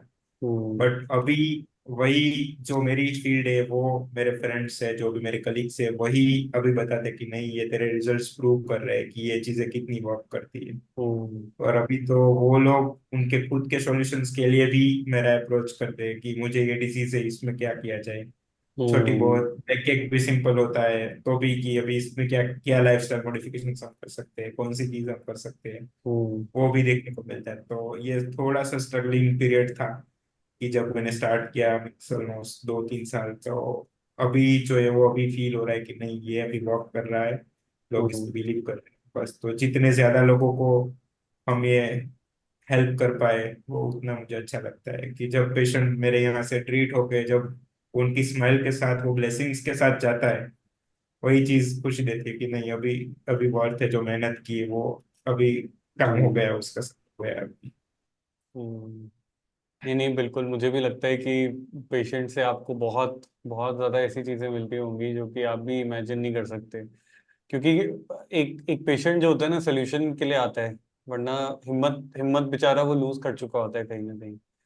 आप उनको बहुत अच्छी एक होप दे रहे हैं जो कि मिसिंग है उनकी लाइफ में कहीं ना कहीं।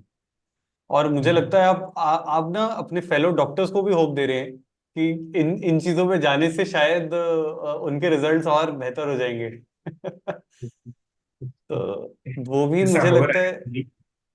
हाँ, बिल्कुल हो हाँ। रहा होगा। हाँ मेरे जो अभी कलीग्स है जो मेरी कई सारी एडवाइसेस होती है, वो हाँ। भी उनके खुद के शेड्यूल जो उनके खुद के जो पेशेंट्स कन्वर्जेशन है उसमें वो ऐड ऑन करते हैं ऐसे।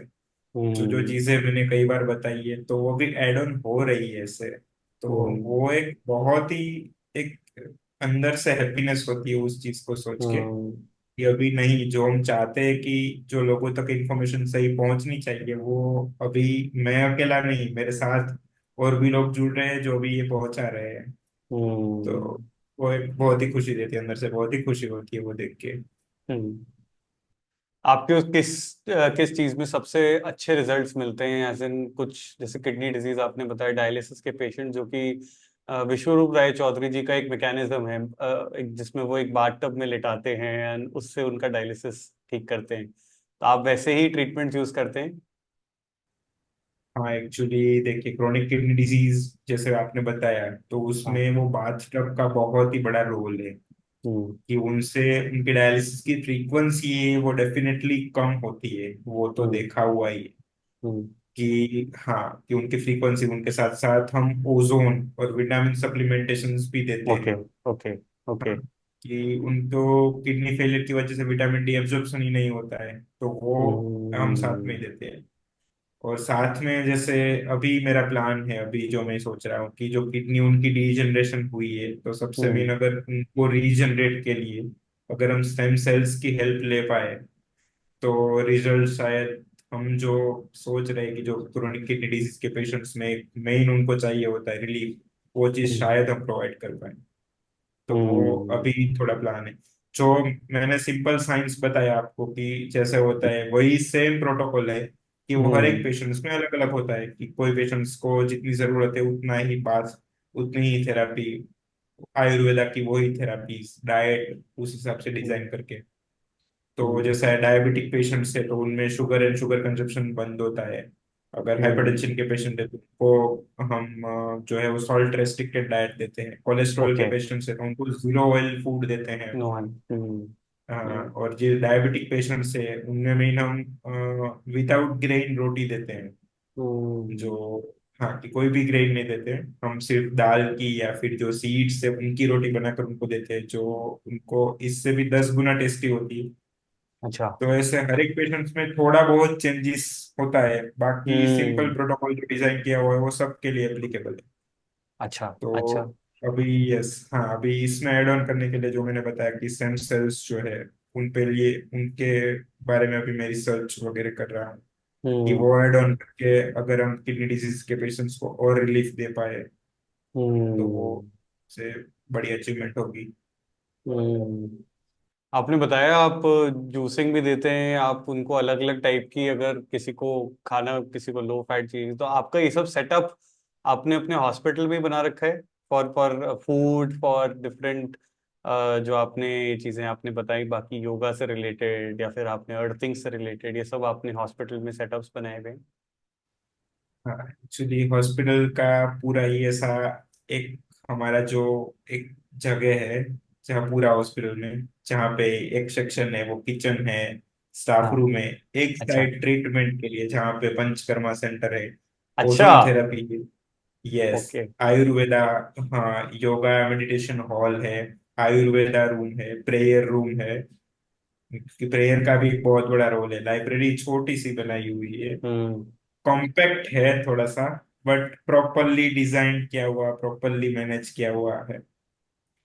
और अरे सब वाह। कुछ इस छोटी सेटअप भी है कि कई बार कुछ चीजें होती है, तो मीन्स मेरी एलोपैथी प्रैक्टिस है, तो अगर पीडियाट्रिशियन भी हमारे साथ एक टीम में है, गायनेकोलॉजिस्ट भी है, ओके। जनरल सर्जन भी है, अच्छा। तो जो चीज, यस, तो जो चीज में ऑपरेटिव इंटरवेंशन की जरूरत पड़ती हो, तो वो भी हम साथ में लेके चलते हैं। ओजोन अच्छा। थेरेपी का सेंटर भी है जो, अच्छा। यस, अच्छा।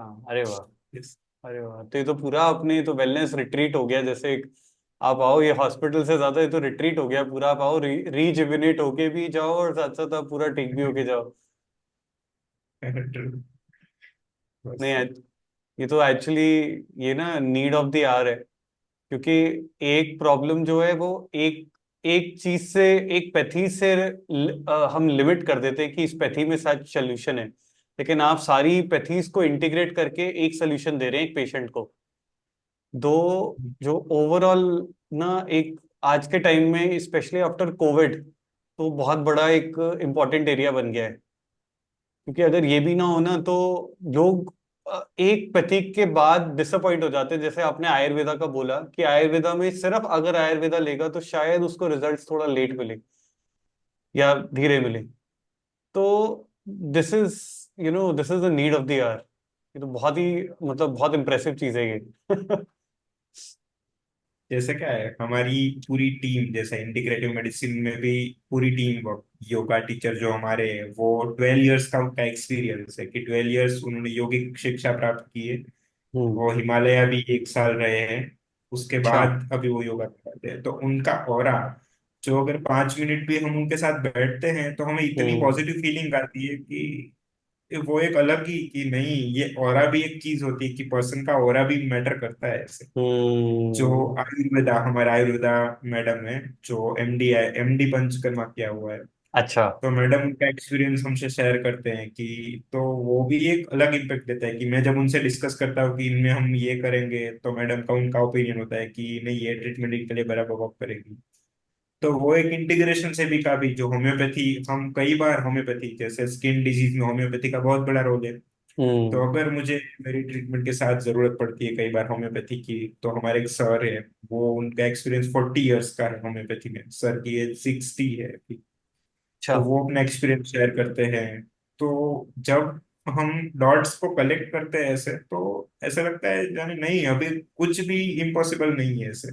तो हर एक का हम्म। अलग हो रहा होता है, हर एक की अलग गट फीलिंग होती है, हर एक का हीलिंग कैपेसिटी अलग अलग होती है, तो वो सब जब कंबाइन होता है तो हम्म। बहुत ही अच्छा रिजल्ट। जैसे एक हमारा जो होता है सबसे मेन, हम कनेक्ट है, हमारा आयुर्वेदा मैडम है। आयुर्वेदा में एक चीज बताई हुई है कि जब आपको कोई डिजीज हो, तो हम्म। फूड अगर हम जो कंज्यूम करें वो प्रॉपरली रॉ ना कंज्यूम करें, थोड़ा स्टीम्ड या बॉइल्ड ऐसे कंज्यूम करें, ऐसे आयुर्वेदा में बताया गया है। हम्म। तो थोड़ा सा मेरा कंसेप्ट उनसे अलग है कि नहीं, कोई भी डिजीज हो, कुछ भी हो, raw food is the key of cure for all disease. Hmm. तो हाँ, तो अगर ये मर्ज ना होता, तो अगर हम आयुर्वेदा में जाते, तो मुझे लगता है ये रिजल्ट थोड़ा लेट मिलता। तो मैडम भी अभी थोड़ा बिलीव करे कि नहीं, रॉ फूड का कंजप्शन करने से जो है वो रिजल्ट अच्छा मिल हम्म। जाएगी। तो हर एक की अपनी जो बॉर्डर है वो एक बंधी हुई होती है, अगर वो ओपन करके सारे डॉट्स को कनेक्ट किया जाए, तो डेफिनेटली जो रिजल्ट्स है वो बेस्ट ही मिलेंगे। ऐसा जो है वो देख रहा हूँ मैं, भी हो रहा है। बहुत ही बढ़िया। इससे मुझे एक चीज एक एक क्वेश्चन आया कि आप कोई भी नया पेशेंट आता है तो आप उसे इवैल्यूएट कैसे करते हैं कि इसको इस पैथी की जरूरत है या फिर इसको होलिस्टिक सेटअप की जरूरत है? How do you evaluate that patient? Actually में कैसा है, कोई भी डिजीज हो, कुछ भी हो, हम्म। हॉलिस्टिक हीलिंग की जरूरत हर हर किसी पेशेंट को है। अगर उनको हम्म। एक्यूट डिजीज है, फीवर है, तो उनके लिए लिमिटेड चीज करने की जरूरत है। अगर उनको क्रोनिक डिजीज लॉन्ग टर्म से, तो उनके लिए पूरा होलिस्टिक प्लान की जरूरत है। हर हम्म। एक डिजीज में होलिस्टिक हीलिंग का रोल है, बट किसमें ज्यादा है किसमें कम है, सिर्फ वही इवेल्युएशन की जरूरत है। तो इवेल्युएशन जो बेसिक है वो हमारी पैथी में, जैसे एलोपैथी में हमारे में पढ़ाया गया है कि पेशेंट्स की सबसे मेन हिस्ट्री सबसे इंपॉर्टेंट है, उनकी हम्म। हिस्ट्री क्या है, कितने टाइम से है। फिर जनरल एग्जामिनेशंस, उनके फाइंडिंग्स, उनमें देख के हमें क्या लगता है। फिर एग्जामिनेशंस के बाद इन्वेस्टिगेशंस, अगर डायबिटिक पेशेंट्स है तो उनके लिए नेसेसरी इन्वेस्टिगेशंस, हाइपरटेंशन है, तो पूरा ही साथ में विटामिन का सबसे मेन रोल है। तो मैं बताता हूँ, तो विटामिन बी 12, विटामिन डी। एक मेरा हम्म। सबसे मेन टेस्ट है फास्टिंग इंसुलिन लेवल। अगर किसी को लॉन्ग टर्म क्रोनिक डिजीज है, तो उसके लिए हम्म। फास्टिंग इंसुलिन लेवल की हमारे बॉडी में पेंक्रियाज कब वर्क करता है, कि अगर फास्टिंग इंसुलिन के अर्ली मॉर्निंग अगर हमारा पेंक्रियाज ज्यादा वर्क कर रहा है, कि फास्टिंग इंसुलिन लेवल ज्यादा है, तो हम्म। हमें फ्यूचर में भी फ्यूचर रिस्क को प्रिडिक्ट करता है कि फ्यूचर में cholesterol, lifestyle related disease, hypertension, diabetes, वो डिजीज होने की पॉसिबिलिटीज भी वो टेस्ट बता देता है। अच्छा। तो हाँ, तो विटामिन के साथ ये फास्टिंग इंसुलिन लेवल का टेस्ट, पीसीओडी फीमेल्स में आज बहुत ही कॉमन देखने को मिल बहुत रहा है, कॉमन यंग है। फीमेल्स में, है ना। हम्म। तो वो रिस्क अगर कि अगर हम, हमारी लाइफस्टाइल अच्छी नहीं है, तो पीसीओडी का रिस्क है वो भी ये इवेल्युएट करके देता है फास्टिंग इंसुलिन लेवल। थायराइड का रिस्क फीमेल्स में बहुत होता है, तो वो रिस्क भी फास्टिंग इंसुलिन लेवल ने वो इवेल्युएट करके अर्ली डिटेक्ट करके देता है कि अभी हमें लाइफस्टाइल मॉडिफिकेशंस की जरूरत है। अगर हम संभल जाएंगे तो फ्यूचर के बड़े डिजीज से हम बच पाएंगे और अभी इसको क्योर कर पाएंगे। तो उस हम्म। हिसाब से फिर पेशेंट्स की नीड के ऊपर बहुत एक बेसिक चीज डिपेंड है। जैसे मैं एलोपैथी डॉक्टर हूँ, तो वॉक इन पेशेंट्स जो मेरे पास लोकल एरिया के जो पेशेंट्स आते हैं, वो मेनली एक्यूट कंप्लेंट्स को लेकर अगर आए हैं, तो उनके लिए मुझे एक्यूट क्योर ही देना पड़ेगा उनको। तो बेसिक कुछ चीजें जो उनको लाइफस्टाइल में चेंज करने से मिल पाए, कुछ चीजें मेडिसिन से मिल पाए, वो चीजें हम्म। प्रोवाइड करते हैं। जिनको रिलीफ चाहिए कोई भी डिजीज से, उनके लिए हम इंटीग्रेटिव मेडिसिन पे वर्क करते हैं। उनके लिए टेस्ट पहले करवाते हैं, टेस्ट के बाद हम पूरा प्रोटोकॉल डिजाइन करते हैं हमारी टीम के साथ, जो मैंने आयुर्वेदा मैडम है, योगा टीचर है, हम बैठ के पूरा प्रोटोकॉल डिजाइन करते हैं अच्छा। और उस हिसाब से उनकी ट्रीटमेंट स्टार्ट करते हैं फिर। तो बहुत लेंदी प्रोसेस लग रहा है, मुझे लग रहा है कि आपकी एक कंसल्टेशन भी लंबी जाती होगी, उसके बाद आपका जो पोस्ट कंसल्टेशन पीरियड है वो भी मुझे लग रहा है काफी लंबा जाता होगा। एटलीस्ट डेफिनेटली एटलीस्ट कोई भी पेशेंट देख के जैसे मैंने आपको एक्सप्लेन किया, तो as a hmm. Layman person किसी को भी ये समझना कि वो अगर है तो 3 डेज में उनके सिम्टम्स जो उनके 10 साल से 12 साल से 15 साल से 20 साल से है, उनको मैं थ्री हम्म। डेज में गायब कर दूंगा ऐसा बताऊं, तो कोई भी कहेगा ये सही कोई में। मैजिक है कि क्या है ऐसे। तो किसी को भी ये कन्वे करना, किसी को भी ये समझाना, ये बहुत ही डिफिकल्ट टास्क है ऐसे। हम्म। जैसे मैंने ओजोन विटामिन ये सब, थोड़ा अगर कोई साइंटिफिकली बैकग्राउंड से पर्सन हो तो वो समझ पाए। अगर हम्म। लेमेन पर्सन जो कोई है जिनको बिल्कुल भी नॉलेज नहीं हो किसी चीज का, तो उनको अगर ऐसे एक्सप्लेन करना तो ये थोड़ा डिफिकल्ट होता है। तो उनको सब कुछ समझाना अच्छे तरीके से, उनको सब कुछ एक्सप्लेन करना, क्योंकि जो है वो सबसे मेन है कि उनको समझना सबसे मेन कि उनका क्या कहना है। हम्म। वो थोड़ा सा लेंदी प्रोसेस होता है। कंसल्टेशन मेरा at least ½ an hour to 1 hour, कई बार 1.5 घंटे का भी होता है, हम्म। तो वो थोड़ा अरे वाह। ऐसे पेशेंट्स भी आते होंगे जो बोलते होंगे अरे ये कैसे पॉसिबल है, तो ये तो हो ही नहीं सकता। डेफिनेटली जब इनिशियली मैंने स्टार्ट किया था, जब मैंने स्टार्ट ही किया था कि ये सब चीजें लेके मुझे चलना था, हम्म। तभी सबसे मेन किसी को भी ये कन्वे में करता था, तो वो थोड़ी देर की नहीं, ये हो ही नहीं सकता ऐसे। अभी क्या है, आफ्टर 1 ईयर जो है मेरा बेस थोड़े से बने हुए, मेरे पेशेंट्स है वो वाया वाया रेफरेंसेस जो आते हैं, तो अभी उनको थोड़ा बहुत आइडिया होता है कि पता नहीं क्या होता है बट कुछ तो होता है ऐसे जो वर्क करता है। हम्म। अभी जो ये ट्रस्ट बिल्डअप हो रहा है, जो मुझे हम्म। लगता है कि अभी धीरे धीरे ये स्प्रेड होगा, और बस धीरे धीरे सब लोगों को इसकी इंफॉर्मेशन मिलेगी। बस सारे पेशेंट्स को जितना हम अच्छा कर पाएंगे उतना बेस्ट रहेगा, उतना अच्छा रहेगा। तो अभी धीरे धीरे ये हो रहा है, धीरे धीरे ये रेजिस्टेंस है वो कम हो रहा है। ऐसा होता है आपके ट्रीटमेंट के बाद उन वो आगे वापस से अपनी पुरानी लाइफ में चले जाते हैं, देन दे वो चीजें वापस आनी शुरू हो जाती हैं। कई जैसे लास्ट ही मैंने फील किया हम्म। ऐसे क्रोनिक लिवर डिजीज जिनको अल्कोहल की वजह से सिरोसिस हो गया था, लिवर फेलियर की वजह से, हम्म। तो उनके लिए मैंने ट्रीटमेंट प्रोटोकॉल जब किया, तो आफ्टर 7 डेज उनके सिम्टम्स ऑलमोस्ट 97-98%, ऑलमोस्ट 100% भी आप बोल सकते हो कि चले हम्म। गए सारे सिम्टम्स। एक्सट्रीमली हेल्थी लाइफ में वो चले गए। अल्कोहल में मेन क्या होता है कि अल्कोहल छूटने की वजह से जो सिम्टम्स बॉडी पे आते हैं उनकी वजह से वो अल्कोहल कंजप्शन करना स्टार्ट करते हैं। हम्म। कि अल्कोहल अगर किसी ने छोड़ा तो उनको ट्रेमर्स आते हैं, स्लीप इश्यूज होते हैं, हम्म। जो बहुत सारे ऐसे प्रॉब्लम्स होते हैं जिनका वो सॉल्यूशन नहीं निकाल पाते, इसलिए वो अल्कोहल कंजप्शन कंटिन्यूअसली करते रहते हैं, स्ट्रेस एंजाइटी वो सब कुछ चीज। तो आफ्टर हम्म। 7 डेज उनका कंप्लीटली सब कुछ ठीक हो गया। हम्म। बट वो थोड़े टाइम बाद जो फ्रेंड्स की पार्टीज वगैरह की कुछ सिम्टम्स नहीं थे, बट फ्रेंड की पार्टीज की नहीं, चलो अभी तो कर लेते हैं। फिर वापस हो किया और फिर वही लाइफ में चले गए। ऐसा जो उस चीज में होता है मेनली, जो हम्म। एडिक्शन की वजह में। बट हम्म। उसके लिए क्या है कि एक थॉट होना चाहिए कि नहीं अब ये नहीं मीन्स नहीं है ऐसे। वो तो बहुत मुश्किल डेफिनेटली होता होगा। उसका सोल्यूशन, हाँ तो फिर उसका सोल्यूशन डेफिनेटली है। बट काफी लोग फॉलो नहीं करते होंगे, काफी लोग ऐसे होंगे जो कि बिल्कुल ही बोलते होंगे कि अब तो हो गया ठीक, अब तो अगर ऐसे लोग फॉलो कर हाँ लें तो फिर ऐसे शायद। टेकन फॉर, हाँ कि 7 डेज में इतना अच्छा हो गया कि वो टेकन फॉर ग्रांटेड लेने रहते हैं कि अभी चलो ये हम्म। अब तो इतना कर दिया, अभी घर पे जाके वापस मतलब थोड़े टाइम बाद ऐसा लगेगा, तो एक तो ऐसा भी कि थोड़े टाइम बाद वापस आ जाएंगे, फिर ऐसे हम्म। वापस 7-8 डेज आप ट्रीटमेंट करके देंगे। तो मैंने कहा ये ट्रीटमेंट एक अलग चीज है, लाइफस्टाइल मॉडिफिकेशन अलग चीज है। तो ये हाँ। कनेक्ट करना थोड़ा प्रॉब्लमेटिक है, कई बार ऐसे होता है कि बॉडी हम्म। इतना अच्छा रिस्पॉन्ड तो कर ही दे रही है कि हमें तो लगता ही नहीं था कि 5-7 दिन में इतना मैजिकल रिजल्ट होगा, बट हो रहा है तो हम्म। वापिस आ जाएंगे अभी। सही बात है। वो भी एक थोड़ा सा होता है। नहीं नहीं, बिल्कुल आई थिंक सो। ये तो कॉमन प्रॉब्लम है। बट ठीक है, I think over over the period of time it will एक हैबिट में आ जाएगा जिन लोगों को सीरियसली ठीक होना है। तो लोग वैसे भी ना, यू नो ठीक होना चाहते हैं, बट उनको पता होता है कि ये चीज अब ठीक हो गए है, तो अब बाद में हम कभी भी ठीक हो सकते हैं, अगर ठीक हो सकते हैं तो बाद में भी हो सकते हैं। बट हाँ, ऐसा भी है कि जो दो अलग अलग कैटेगरीज में पेशेंट्स में मैं डिवाइड करना चाहूंगा। एक जो मैंने हम्म। आपको अभी बताया हम्म। कि जो ऐसे टेकन फॉर ग्रांटेड लेते हैं ट्रीटमेंट को कि अभी तो हो गया हम्म। तो वापिस आ जाएंगे, इतना अच्छा तो है। दूसरा एक ग्रुप है जहाँ पे लोग हकीकत में ठीक होना चाहते हैं, जो आफ्टर 1 ईयर भी अभी भी जो मैंने लाइफस्टाइल बताई है उसमें 1% भी चेंज नहीं करते हैं।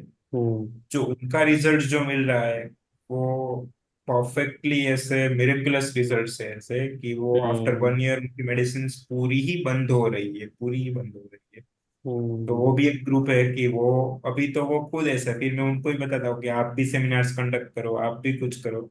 तो वो भी राइट। अभी खुद ऐसे छोटी अपने लेवल पे जितना उससे हो सकता है वो लोग अवेयरनेस स्प्रेड करते हैं कि बेसिक अपने घर पे जस्ट इतना स्टार्ट करो। तो हम्म। वो एक ग्रुप है कि वो अभी उस डायरेक्शन में वर्क कर रहा है। तो ये हम्म। ग्रुप तो है ही, बट ये कम्युनिटी अभी धीरे धीरे बढ़ती जा रही है कि लोगों में अवेयरनेस स्प्रेड हो रही है, लोग हम्म। फॉलो कर रहे हैं। और हम्म। तभी एक अच्छा लगता है कि नहीं, नहीं जो नहीं, हमने बिल्कुल किया था 100%। वो वर्क कर रहा है। हम्म। ऐसे आपको केसेस मिले जहां पर ये अप्रोच बिल्कुल ही काम नहीं करी, एज इन जैसे ऑटो इम्यून डिजीजेस हो गई कुछ, या कोई भी ऐसी डिजीज जो आपके आपके उसमें आई है प्रैक्टिस में, जिसमें आपको लगा कि ये तो काम ही नहीं कर रही?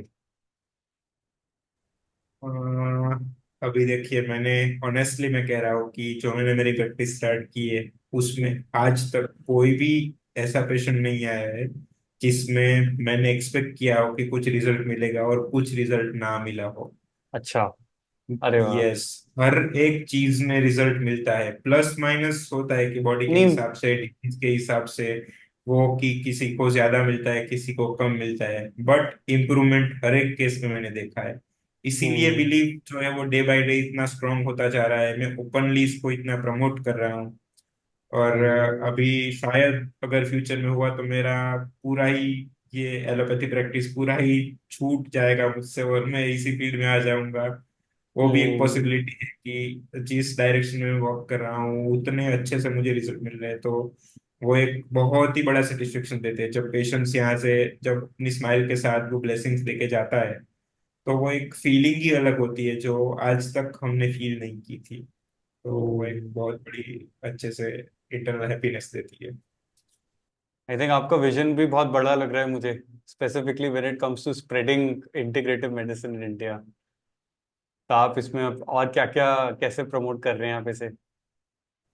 अभी जैसे सबसे मेन की सेमिनार्स, जैसे हेल्थ रिलेटेड सेमिनार्स जो होते हैं वो मैं अभी हम्म। कंडक्ट करना मैंने स्टार्ट किया है कि बेसिक अवेयरनेस की लोगों तक बेसिक चीज जो वो घर पे कर पाए। हम्म। तो जितने ज्यादा लोग, क्योंकि हर कोई अपना अप्रोच नहीं कर पाता, हर कोई है वो खुद अपनी बिजी शेड्यूल में होता है, बिजी लाइफ होती हम्म। है हर एक। तो हम्म। जो चीजें जितनी घर पे कर पाए उतना तो उनके लिए बेनिफिट होगा, बस वो हम्म। चीजें एक अंदर से मुझे इंस्पायर करती है कि सेमिनार्स के थ्रू या फिर हेल्थ हम्म। अवेयरनेस कैंप्स के थ्रू वो सब चीजों से मैं अभी थोड़ा प्रमोट कर रहा हूँ, थोड़ा बहुत इन चीजों हम्म। में बता रहा हम्म। और अभी ये आपको ओवरऑल रिस्पॉन्स तो ऑब्वियसली अच्छे मिल ही रहे हैं। कोई ऐसे पेशेंट्स हों जो कि आपके सेंटर से दूर, आपका सेंटर मैं शुरू से ही बताना भूल गया, आपका सेंटर भी गुजरात में है, राइट? तो गुजरात से दूर अगर कोई पेशेंट आता है तो आपके पास मेरे ख्याल से स्टे की facilities and all these things are available. हूँ। जो एक्चुअली अभी जो हमारे, जब मैंने स्टार्ट किया था तभी ही हमारा सेकंड पेशेंट था, वो आया था राजकोट से और जूनागढ़ से। अच्छा। तो हाँ, इनिशियल स्टार्टिंग में ही ऐसे अगर मैंने मेरी प्रैक्टिस सिर्फ एलोपैथी की होती तो हम्म। दूर से पेशेंट सबसे मेन अपना अप्रोच करेगा, वो पॉसिबल ही नहीं था ऐसे। तो सबसे मेन हम्म। कि नहीं, हम कुछ तो ऐसा हम प्रोवाइड कर रहे हैं कि लोगों को हम पे बिलीफ है, वो एक चीज हमें मोटिवेट करती है कि हमें इससे भी अच्छा काम करना है। हम्म। तो हाँ, तो उसके लिए हमारे हॉस्पिटल्स में, क्योंकि अगर मेरा एलोपैथी का पेशेंट जो हमारा मेडिक्लेम में आता है, फीवर जो मीन्स जो भी रूटीन डिजीज है जिसके लिए एलोपैथी हम्म। ट्रीटमेंट होती है उनके लिए स्टे हमारा है ही। तो वही स्टे हम थोड़ा सा अलग डिजाइन करते हैं, हम रूम्स में एरोमा क्रिएट करते हैं थोड़े, हम्म। स्ट्रेस पॉजिटिव एनवायरनमेंट के लिए रखते हैं, जिससे कि उनको थोड़ा हॉस्पिटल जैसा माहौल थोड़ा बहुत तो उनको लगेगा ही, क्योंकि हॉस्पिटल ही है। बट हम ऐसा माहौल प्रोवाइड करने का ट्राई करते हैं जिससे उनको लगे कि वो कोई ऐसी जगह पे है जहाँ पे वो हील होने के लिए आए, नहीं कि ट्रीट होने के लिए आए। हम्म तो हम्म, हम हॉस्पिटल्स में फैसिलिटीज प्रोवाइड करते हैं। हम लास्ट अभी हमारा एक पेशेंट है, वो शायद फॉरेन से आने वाला है, तो उसके लिए अच्छा। हम होटल होटल स्टे भी प्रोवाइड करना अभी सोच रहे हैं, कि जिसकी वजह से ओके। उनको थोड़ा कंफर्ट जो है वो मिल पाए। और जो उनका एक, क्योंकि अगर कंफर्ट जोन ना मिले तो सबसे मेन हीलिंग है वो डेफिनेटली स्लो होगा। वो सबसे हम्म। कंफर्ट सबसे मेन है ऐसे, तो वो जितना बेस्ट पॉसिबल हमसे हो पाए हम वो प्रोवाइड करते हैं हर एक पेशेंट्स के हिसाब से। हमारा ग्रेट। पूरा स्टाफ भी ऐसा है कि हर एक स्टाफ को, इवन हमारे जो हॉस्पिटल में जो क्लीनिंग का वर्क करते हैं उनको भी हमारी सारी ट्रीटमेंट के बारे में पता है। खुद भी, हाँ, वो खुद भी अगर कहीं पे जाते हैं तो आपको कोई तकलीफ हो तो हमारे हॉस्पिटल आओ, ऐसे करके वो प्रमोट करते हैं। वो उनके घर में हम्म उनके रिलेटिव्स उनको कोई भी डिजीज हो, क्योंकि जो हम्म डाइट के बारे में जो ट्रीटमेंट के बारे में उनको भी हम सब कुछ प्रॉपरली समझाते हैं, तो वो भी अपने घर में ऐसे बताते हैं आप ये खाओ, ये करो, ऐसे हम्म। करके पूरा ही वो गाइड करते हैं। तो वहां से लेके नर्सिंग स्टाफ, रिसेप्शन, कुक, सबको सब कुछ ऐसे एक चेन की तरह सबको पता है, और एक पॉजिटिव एनवायरनमेंट के साथ ही सब ग्रो करके सब वर्क करते हैं। अमेजिंग। बहुत ही मुझे लग रहा है बहुत ही मोटिवेटिंग भी होगा आपका एक हॉस्पिटल में जो ऑरा होगा ना। सारे लोग बड़े इंस्पायर्ड होंगे कि कोई पेशेंट आएगा तो उसको ठीक करके जाएंगे बिल्कुल। थोड़ा, क्योंकि देखिए जो पेशेंट कंसल्टेशन होता है तब 1.5 घंटे 2 घंटे के लिए मैक्सिमम मेरे साथ टाइम स्पेंड करता है। उसके हाँ बाद इंडोर होने के बाद जो 24 आवर्स तक है उनका कनेक्शन सिर्फ मेरे स्टाफ के साथ ही होता है। मेरे हाँ साथ तो उनका कम्युनिकेशन 10 मिनट्स बिल्कुल। 20 minutes with half an hour, उससे ज्यादा तो होगा ही नहीं फिर डेली रूटीन हम्म बेसिस पे। तो हम्म मेरे स्टाफ ही तो उनका एक फेमिलियर एनवायरनमेंट बन जाता है। तो और स्टाफ को भी ऐसे कि वो हील हो रहा है तो वो खुद अपनी आंखों से देख रहे हैं ऐसे, राइट क्या है राइट तब राइट राइट कंडीशन राइट। में थे अभी। उनके फेस का अभी तो हम फोटो भी क्लिक करते हैं कि उनके स्किन ग्लो है वो भी बढ़ जाता है, वो मैंने पहले ऑब्जर्व हम्म नहीं किया था, अभी वो भी दिख रहा है ऐसे। तो हम्म। स्टाफ तो खुद अपनी आंखों से देखते हैं ऐसे। बट सर अमेजिंग, कमेंडेबल, मतलब बहुत इंस्पायरिंग है आपकी जर्नी। बहुत इंस्पायरिंग है जो आप कर रहे हैं। लोगों को जरूरत तो है ही, लेकिन लोगों को आज की डेट में सही डॉक्टर्स नहीं मिलते। डॉक्टर्स मिलते हैं तो वो उसी ट्रेडिशनल अप्रोच से ट्रीट करते हैं। उनको कहीं ना कहीं एक इंटीग्रेटिव अप्रोच चाहिए जो शायद उनको नहीं मिल पाती। तो वो सारी चीजें जो आप प्रोवाइड कर रहे हैं ना, मुझे लगता है it is the need of the hour. और it is fantastic, it is really good. मतलब मैं आपसे बहुत इंस्पायर्ड हूँ अभी। Thank you so much. आपका अभी कुछ पेशेंट्स, जैसे हमारा भी जैसे इंट्रोडक्शन हुआ था, it was through Kinjal Ben and Heather, who were doing who were working with healing cancer naturally। थोड़ा सा they had an inspiration of working on healing cancer naturally। तो उसमें भी आप थोड़ा सपोर्ट करते हैं। जैसे इधर ने सबसे मेन पहले बात की थी, किंजल बेन ने बात हम्म की थी। तो उन्होंने काफी ऐसे मुझे आपके बारे में जैसे बताया गया था कि हम्म उन्होंने जो मुझे आपके बारे में बताया था, तभी मुझे ऐसे अंदर से कहा था कि एक बार आपके साथ बात करनी है, कि आप ऐसा नॉन मेडिकल बैकग्राउंड इतने अच्छे से आप लोगों के लिए वर्क कर रहे हैं। वो और वो चीज मुझे बहुत ही ऐसे टच हुई थी कि मैं तो as a medical background work कर रहा हूँ, बट आप इस फील्ड से रिलेट नहीं करते हुए भी आपने इतना डीप स्टडी किया, इतने अच्छे से लोगों को गाइड कर रहे हैं, और जस्ट ऐसे कम्युनिटी को सर्व कर रहे हैं। वो चीज़ें काफ़ी इंस्पायरिंग मुझे लगी। और तभी मुझे किंजल बेन ने बताया और मैंने कहा नहीं, surely I want to connect with him. और फिर ऐसे नंबर शुरू हुआ, तो मुझे काफ़ी वो चीज़ बहुत बहुत अच्छी लगी थी, मुझे काफ़ी अच्छी लगी थी। You are doing thank you very such much sir. Amazing, such amazing work. आप अभी high dose vitamin C, ozone, laetrile, laetrile भी देते हैं आप? लेटरल हाई डोज नहीं vitamin C, high dose vitamin C वगैरह तो शायद आप देते हैं राइट अपनी प्रैक्टिस में? एक्चुअली। ऑलमोस्ट हर पेशेंट के लिए वो इफेक्टिव रहती है। डेफिनेटली। जो हाई डोज विटामिन सी का रोल है वो बेसिकली उन पेशेंट्स में ज्यादा है जिनका डिजीज एक्टिव स्टेज में, अ, जैसे अगर किसी को कैंसर डायग्नोस हुआ है, हम्म तो अगर उसका डिजीज जो है वो प्रोग्रेसिव स्टेज में हो, उस हम्म टाइम अगर उसको विटामिन सी दिया जाए तो वो डेफिनेटली वो डिजीज का प्रोग्रेशन है वो होल्ड हो जाता है। और हम्म जो बॉडी के जो अपने बी सेल्स टी सेल्स जो अपने बॉडी के NK cells natural killer cells है वो एक्टिवेट होते हैं, बॉडी का इम्यून रिस्पॉन्स जनरेट करते हैं और कैंसर के अगेंस्ट फाइट्स करने में हेल्प करते हैं। तो वो बहुत ही बड़ा रोल है एक्टिव स्टेज में, अगर विटामिन सी अगर हम दिया जाए तो it would hmm for all cancer patients. Hmm. ये सब अभी भी, लेकिन बाकी डॉक्टर्स अभी थोड़ा सा इंस्पायर होके यूज करना उन्होंने शुरू किया। अभी अभी रिसेंटली क्या है, उनको जो फिजिशियंस मेरे फ्रेंड है उनको मैंने बताया है, हम्म तो कई सारे मेरे फ्रेंड्स है जो लोग मुझे बताते हैं अभी कि नहीं ये कुछ उन्होंने पढ़ा हुआ है, कुछ चीजें ऐसे उनमें आ रही है कि हाई डोज विटामिन सी का रोल है।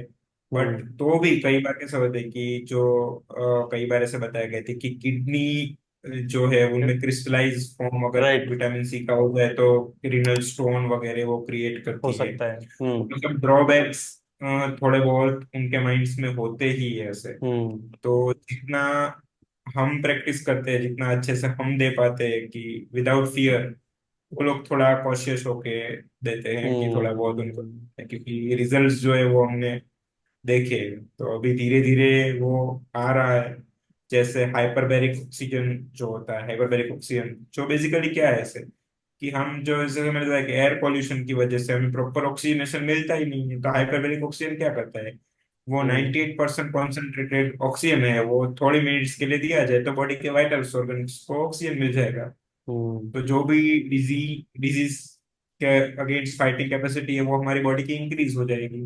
हम्म तो वही सब जो ये तीन चार जो हमारे बॉडी के जो पर्सपेक्टिव है उन पे ही वर्क करके हम डिजीज पे ही करते हैं। तो अभी थोड़ा बहुत ये जर्नी में जुड़ रहे हैं सब लोग कि हाउ इंटीग्रेटिव मेडिसिन वर्क्स, वो भी थोड़ा बहुत हो रहा है। हम्म। नहीं, आई थिंक धीरे धीरे ना नए नए लोग और नए नए डॉक्टर्स इस पे और बिलीव करते रहेंगे। मुझे लगता है वो जो आपने शुरू में बताया था थोड़ा सा एजुकेशन, एजुकेशन में जो इन सब चीज़ों का रोल है, मुझे लगता है काफ़ी लिमिटेड रहा है एलोपैथिक मेडिसिन में। अगर वो सारी चीज़ें एलोपैथिक मेडिसिन को, मतलब एजुकेशन के टाइम पे शायद ये सारी चीज़ें थोड़ी शायद पढ़ाई जाए, nutrition and the importance of nutrition, तो शायद मुझे लगता है कि उनका बिलीव भी अपने आप धीरे धीरे बढ़ना शुरू हो जाएगा। डेफिनेटली वो एक बहुत बड़ी बात आपने कही हम्म कि हमारे जो सिलेबस है उसमें अगर न्यूट्रिशन एक पार्ट, एक अगर सब्जेक्ट के रूप में ऐड किया जाए हम्म तो कई सारे जो प्रॉब्लम्स है वो वैसे ही सॉल्व होना स्टार्ट हो जाएंगे। वो हम्म एक बहुत ही बड़ी बात है कि रोल ऑफ न्यूट्रिशन जो है वो बिल्कुल ही नहीं, हमारे में सिर्फ कैलोरी पढ़ाई होती है, इसमें इतनी हम्म कैलोरी होती है, इसमें इतनी, अगर ये फूड खाने से इतना वेट गेन होता है, वेट लॉस होता है, प्रोटीन इतना मिलता है, कैलोरीज इतनी मिलती है, वो बेसिक ही पढ़ाया जाता है। बट कोई चीज से कोई डिजीज हील होता है, जैसे एक बेसिक चीज है कि हम्म अगर हमें फ्रूट्स कंज्यूम करना है तो वो मॉर्निंग आवर्स में ही करना है, हम्म बराबर। तो क्यों ऐसा कि मॉर्निंग आवर्स में ही फ्रूट खाना है, तो इसके पीछे दो रीजन है ऐसे कि फ्रूट्स अगर मॉर्निंग आवर्स में खाया जाए तो अपने स्टमक वॉल से उसके ऊपर एक अच्छा सा लेयर बनाते हैं जिससे हमारे बॉडी के सिक्रीशंस जो है, जो नॉर्मल सिक्रीशंस एसिड सिक्रीशन है वो बढ़ जाते हैं, और हमारा हम्म डाइजेशन है, हमारी गट हेल्थ है वो इंप्रूव होती है। जो अभी हम्म बेस्ट जो फ्रूट्स है वो 70-80% जो है वो उसमें वाटर होता है, तो वो हम्म अच्छी से जल्दी डाइजेस्ट हो जाते हैं, और अगर हमारी एपेटाइट है वो भी बढ़ती है, हमारी गट हेल्थ इंप्रूव होती है। इसीलिए मैं पहले मॉर्निंग में खाना चाहिए। अगर हमने कुक फूड पहले खा लिया तो उसका मैदा अगर हमने खाया पहले उठ के तो उसका लेयर बन जाता है अपने स्टमक में, तो वो कोई सा सिक्रीशन है वो बॉडी में होने ही नहीं देते बच्चे लोग का, तो हम्म डाइजेशन हमारा वीक होता है। इसीलिए फ्रूट्स मॉर्निंग में खाने चाहिए। दूसरी चीज, फूड एज अ मेडिसिन ऐसे करके जो कंसेप्ट है वो क्यों है ऐसे कि फ्रूट्स अगर ऐसे विश्व सर बताते हैं कि फ्रूट्स अगर आपको खाने हैं तो फ्रूट्स में कैसे खाने, तो वेट इंटू 10, उतने अमाउंट में फ्रूट्स में खाने चाहिए। अगर आई एम 60 kg तो 60 × 10 मीन 600 ग्राम्स ऑफ फ्रूट्स मुझे मॉर्निंग में कंज्यूम करने होते हैं। अगर हम्म ये फ्रूट्स मैंने कंज्यूम किए तो क्या होता है, अगर मैंने 500 ग्राम्स फ्रूट्स मॉर्निंग में खाए तो वो फ्रूट्स है। अगर हम्म मैंने 600 ग्राम्स फ्रूट्स खा लिए तो वो मेडिसिन बन जाएगा। Got six it. Hundred grams के ऊपर जितने मैंने फ्रूट्स खाए, उतनी मेडिसिनल प्रॉपर्टीज फ्रूट्स की वो इंक्रीज होती जाएगी। ये हम्म। कंसेप्ट है। इतनी बेसिक हम्म। सी चीज अगर हमारे सिलेबस में ऐड हो जाए, तो आई थिंक जो है वो कम्युनिटी को एक ऐसी चीज मिल जाएगी जो कोई नहीं दे। हम्म। नहीं नहीं, आई थिंक कि विद विद टाइम होगा। अभी जैसे जैसे इंटीग्रेटिव मेडिसिन का रोल और बढ़ेगा, वैसे वैसे मुझे लगता है सिलेबस में चेंजेस आने चाहिए। अगर नहीं आते, दैट्स अ प्रॉब्लम। बिकॉज वो एक कंफ्यूजन, जैसे आपने बताया कि ये, जैसे आपके जो फेलो कलीग्स हैं वो कहीं ना कहीं कंफ्यूज हो जाते हैं वेदर कि हाई डोज विटामिन सी को आज देना चाहिए या फिर थोड़ा डर डर के देते हैं, इसीलिए वो शायद। तो वो कॉन्फिडेंस और वो फेथ, अगर वो सिलेबस में ही हो तो वो और थोड़ा डेवलप हो जाएगा, क्योंकि उसकी इन डेप्थ नॉलेज होगी उस समय। Similarly about fruits and nutrition. Definitely true. पर हमारी बुक्स में ही पढ़ाया जाए तो देखो, जैसे हमारी सबसे मेन बुक होती है हैरिसन, तो ओके। वो हमारे लिए श्रीमद् भगवत गीता है ऐसे। अच्छा। हाँ, तो वहां पे हमारे रोल ऑफ न्यूट्रिशन है वो बहुत ही लिमिटेड किया हुआ है, बहुत ही लिमिटेड। अगर उस बुक हम्म। में कोई भी चैप्टर हो जाएगा, ऐड हो जाएगा, तो वो डेफिनेटली सारे फिजिशियंस है, सारे भी हमारे कंसल्टेंट्स है, वो ये Okay. डेफिनेटली एक्सेप्ट करेंगे और डेफिनेटली ये वर्क करेगा। हम्म। नहीं, एब्सोल्युटली एब्सोल्युटली। आपको एक जो मेडिकल कम्युनिटी से, ऐसे आप उनको कभी गाइड करते हैं कि ये सब, एक कभी सेमिनार्स होते हैं डॉक्टर्स के जहाँ पर आप ये चीज बताते हैं उन्हें, ऐसा कभी होता है? एक्चुअली ऑनेस्टली कहूँ तो अभी तक ऐसे सेमिनार्स में ये चीजें प्रमोट नहीं हुई है, हम्म। क्योंकि बेसिकली हमारे जो सेमिनार्स, हमारी सीएमईज जो होती है वो बेसिकली ड्रग पर होती है। ओके। कि ओके। कोई, हाँ, कोई सपोज कोई डिजीज है हाइपरटेंशन के लिए, ये दो मेडिसिन को अगर कंबाइन किया जाए तो उसका अच्छा रिजल्ट है, उस पर रिजल्ट मेडिसिन आएगा। Got it, got it, got it. तो उसमें ये चीज ऑनेस्टली इतनी थोड़ी थोड़ी बहुत अमाउंट में उसको प्रमोट कर सकते हैं कि role of lifestyle, role of diet से हम्म। आप ये डिजीज में हेल्प कर सकते हैं, बट कंप्लीटली कि ये ही हम्म। अकेला अगर आपको हील कर पाए, वो इतने अच्छे से हम्म। प्रमोट नहीं हो पा रहा है अभी। Not as a serious treatment, मतलब ट्रीटमेंट के तौर पर इसको नहीं देखते। नहीं देख पा रहे, यस यस यस। तो फिर अभी इसमें और थोड़ा टाइम लगेगा इसको एज अ साइंस डेवलप होने में। मुझे बस एक हम चीज, वर्क करने के लिए मुझे एक कि एक ना डेफिनेटली एक आगे एक एक बहुत कुछ। बहुत बेसिक क्वेश्चन अभी दिमाग में आया कि as an integrative science, Ayurveda के कितने अलग प्रिंसिपल्स होते हैं, वो बॉडी टाइप को वात पित्त कफ के हिसाब से देखते हैं, एंड उसके बेसिस पे उनका डाइट एंड डाइट चार्ट बनता है। तो हम ये सारी चीजों को अपनी प्रैक्टिस में इनकॉर्पोरेट करते हैं जब हम किसी को बताते हैं, क्योंकि एलोपैथी तो इन सब चीजों को कंसिडर नहीं करती। आयुर्वेदा में जो कंसेप्ट बताया गया वात पित्त कफ, और वो उसमें नाड़ी परीक्षण होता है जो नाभि प्रॉपर परीक्षण होता है। एंशियंट आयुर्वेदा प्रैक्टिस करते थे। वो हम्म। ऐसे बताते, मुझे पता नहीं, मैं किसी से मिला नहीं हूँ ऐसे, कि वो नाड़ी से ही डायग्नोज कर पाते थे कि आपको कौन सी सिस्टम का डिजीज जी हो जी सकता जी है या जी जी। क्या क्या सिम्टम्स हो सकते हैं। तो जैसे हमारे में पल्स एग्जामिनेशन ऑफ पल्स होता है, हम्म। जिसमें थ्री फिंगर से एग्जामिन करते हैं, उसमें भी थ्री हम्म। फिंगर से एग्जामिन करते हैं, but three hmm. Fingers Ayurveda में वात पित्त कफ को डिफाइन करती है। हम्म। उस हिसाब से उनका डाइट होता है। तो हम्म। वो चीज का एक बहुत बड़ा रोल है। जैसे आयुर्वेदा में एक चीज बताया गया है, सबसे मेन एक मेडिसिन बताई गई है आयुर्वेदा में, त्रिफला, जो आपको पता होगा। जो त्रिफला में तीन इंग्रेडिएंट्स है, आंवला, हम्म। बहेड़ा एंड हरड़े। राइट तो राइट तीन राइट। की मेडिसिनल प्रॉपर्टीज है, एक वात को बैलेंस करता है, एक पित्त को करता है, और एक कफ को करता है। बिल्कुल। अगर किसी को कोई भी डिजीज नहीं भी हो, वो त्रिफला कंजप्शन करने से उनका वात पित्त कफ बॉडी का ऑलमोस्ट बैलेंस बैलेंस रहेगा। होता है, और उनको कोई हम्म। डिजीज फ्यूचर में होने की पॉसिबिलिटी भी नहीं होती है। तो वो चीज हम्म। एक्चुअल में बहुत अच्छे से वर्क करती है, कि उनका बैलेंस, की आंवला, आयुर्वेदा में जो वागभट जी हैं, उन्होंने प्रॉपर मेंशन किया हुआ है कि जो आंवला हम लेते हैं उसकी कितनी प्रॉपर्टीज, आंवला की, बहेड़ा की कितनी क्वांटिटी, और हरडे की कितनी क्वांटिटी, क्वांटिटी के साथ अगर हम उसको कंज्यूम करना स्टार्ट करेंगे प्रॉपरली बना के, तो वो हमारे तीनों को बैलेंस करेगा। तो और कोई चीज ना भी करे, अगर इतना भी हम हमारे में करेंगे, तो भी वो बहुत अच्छे तरीके से हमारी बॉडी पे वर्क करता है, वो चीज देखा हुआ है। तो बेसिकली उसका हम्म भी रूट साइंस बहुत ही डीप है, बहुत ही बड़ा है, जो अभी हमने देखा ही नहीं है, कि अभी तक हमने पढ़ा भी ना हो, ऐसा है। Hmm amazing. आपने तो मुझे लगता है आज वैसे इस पूरे सेशन में ना आपने ब्रह्मास्त्र बता दिया है कि आप अगर अपनी लाइफस्टाइल को मेजरली ठीक रखोगे तो आपको बीमारियां नहीं हो सकती। तो आई थिंक ओवरऑल ना ये बहुत ही इम्पोर्टेंट चीज़ है जो आपने बताई है। और मुझे लगता है लोग जितना फॉलो करेंगे उतना ही कहीं ना कहीं शायद वो भटक जाते हैं, उनको आपके पास गाइडेंस के लिए तो ज़रूर आना ही चाहिए। बट ओवरऑल अगर वो जितनी अपनी लाइफ को, अपनी लाइफस्टाइल को बेहतर रखेंगे उतना they can be very healthy in life. Absolutely true, absolutely. हमारे जो सबसे मेन एक चीज की एंशियंट नॉलेज में मंत्रोच्चार जो हमारे बताए गए थे, हम्म सबसे मेन जो चीज तो जो डिस्कस करना रह गया, मंत्रोच्चार का कितना बड़ा रोल है। जो हमारा हम्म जो गायत्री मंत्र है, अगर हम्म उसका उच्चारण, हाँ, कि अगर उसका उच्चारण रेगुलर बेसिस पे अगर किया जाए फॉर 30 डेज एटलीस्ट, हमारा हाइपरटेंशन है वो एटलीस्ट 20 to 30 mmHg, हमारा ब्लड प्रेशर जो है वो नॉर्मल से फॉल होता है। वाह।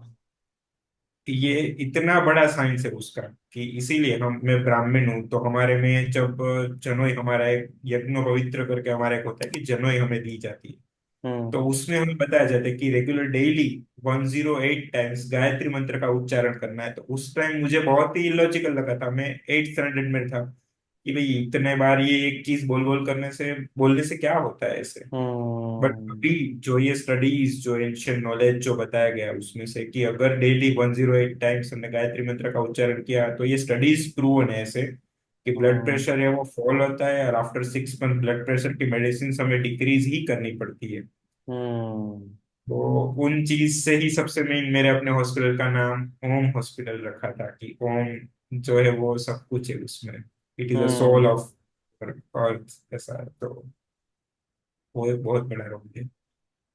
Amazing sir, amazing. बहुत बहुत अच्छा लगा, बहुत मजा आया। मुझे लगता है कि आपकी नॉलेज, आपकी विजडम जो आपने इस पूरी जर्नी में गेन करी है ना, दैट इज कमेंडेबल। मुझे तो इतना अच्छा लगा आज आपसे बात करके कि मैं आपको क्या बताऊं। Thank you so much, same year, मुझे बहुत ही अच्छा लगा बात करके आपसे। काफी कुछ आपका ऑरा भी एक एक पॉजिटिव वाइब देता है, एक पॉजिटिव चीज देता है, कि जिससे कम्युनिकेशन बात अंदर से आती है, जो हो जाती है। अच्छा लगा काफी। Thank you very much sir. हमारा भी एक छोटा सा यही ऑब्जेक्टिव है कि लोगों को जितना हम नेचुरल साइंस के बेसिस पे जितना हेल्प कर सकते हैं उतना करो, और नेचुरल को भी साइंटिफिक तरीके से।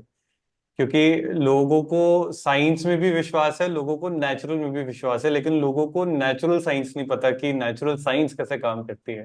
Definitely, तो ये दोनों चीजें जब कंबाइन हो जाएंगी मुझे लगता है कि रिजल्ट्स तो अच्छे मिलेंगे ही। रिजल्ट्स आप तो अपनी प्रैक्टिस में दे ही रहे हैं, बट सिंपल नॉलेज भी अगर उनको मिल जाए तो शायद उनकी लाइफ में मेजर छोटी से छोटी चीजों में भी बहुत इफेक्ट मिलेगा। तो आपका आपका मिशन तो, आप तो बिल्कुल प्रैक्टिस कर रहे हैं, हम तो थोड़ा सा हम अवेयर करने की कोशिश कर रहे हैं। एंड आप आए आज, आपने इतना टाइम दिया। I think this session would be really loved by lot of viewers. जो ये देखेंगे उनको 110% आपकी नॉलेज जो होगी उनके साथ कनेक्ट बहुत इजीली कर पाएंगे। तो this is fantastic. Thank you so much. आप जो, आपका विजन जो है, सबसे मेन मेरा पर्पस था कि आपका जो विजन है कि लोगों को अच्छी अवेयरनेस देनी है, से वो चीज मुझे इंस्पायर किया, कि नहीं कुछ भी हो जाए ये सेशन तो मुझे करना ही है। क्योंकि आप जो वर्क करें वो कम्युनिकेट, जैसे आपने अभी बताया आपका ड्रीम, आपका विजन, कि जितना लोगों तक हम ये बात पहुंचाए, वो चीज दिल से इंस्पायर करती है, कि नहीं हमें आगे बढ़ना है, हमें करना है लोगों के लिए। वो आपका विजन है, तो वो डेफिनेटली वर्क करेगा ही, और उसके लिए अच्छे से करेगा। Thank you so much, thank you so much. अब बस लास्ट क्वेश्चन आप मुझे ही बताइए कि what advice, what suggestions would you like to give the fellow doctors who are planning to come and become doctors in the future? जो भी, अगर कोई भी डॉक्टर बनना चाहता है, तो हम्म एज अ मैकेनिक ना बन के, पेशेंट पे सिर्फ एक ही चीज की, माइंड बॉडी एंड सोल तीनों पे वर्क करके डिसीज को कैसे हील किया जा सकता है, वो चीज एक दिल से समझ के, अपनी स्पेशलिटी के हिसाब से अगर वर्क करना स्टार्ट करेंगे, तो आई थिंक ये दुनिया, ये हमारा भारत, जो भी हम जिस फील्ड में जिस जगह पे हम वर्क करते हैं वो पूरा ही चेंज होगा, पूरा ही वो अलग हम दुनिया में देखने को मिलेगी। जो हेल्दी इंडिया या फिर हेल्दी वर्ल्ड जो भी हम चाहते हैं वो हम अचीव कर पाएंगे। Amazing. Thank you so much, बहुत ही अच्छा था। मुझे लगता है सारे डॉक्टर्स आपसे एक बारी मिलेंगे, आपको एक बारी आपसे सीखेंगे कि इंटीग्रेटिव में हमें कैसे आगे जाना चाहिए, आगे हम कैसे जा सकते हैं, तो उसके लिए हमें गाइड करिए। Right. Would be amazing. Great. It was fantastic talking to you doctor Prayag, fantastic. Thank you so much. Same here, thank you so much. तो कैसा लगा पॉडकास्ट, मज़ा आया? अगर आपको ये पॉडकास्ट अच्छा लगा तो हमारे चैनल को सब्सक्राइब ज़रूर करें और नीचे कमेंट करके बताइए कि आपको इस पॉडकास्ट में क्या चीज़ सीखने को मिली। साथ ही अगर आपको ये चैनल अच्छा लगा तो हमारे बाकी सोशल मीडिया चैनल्स को भी फॉलो और लाइक ज़रूर करें।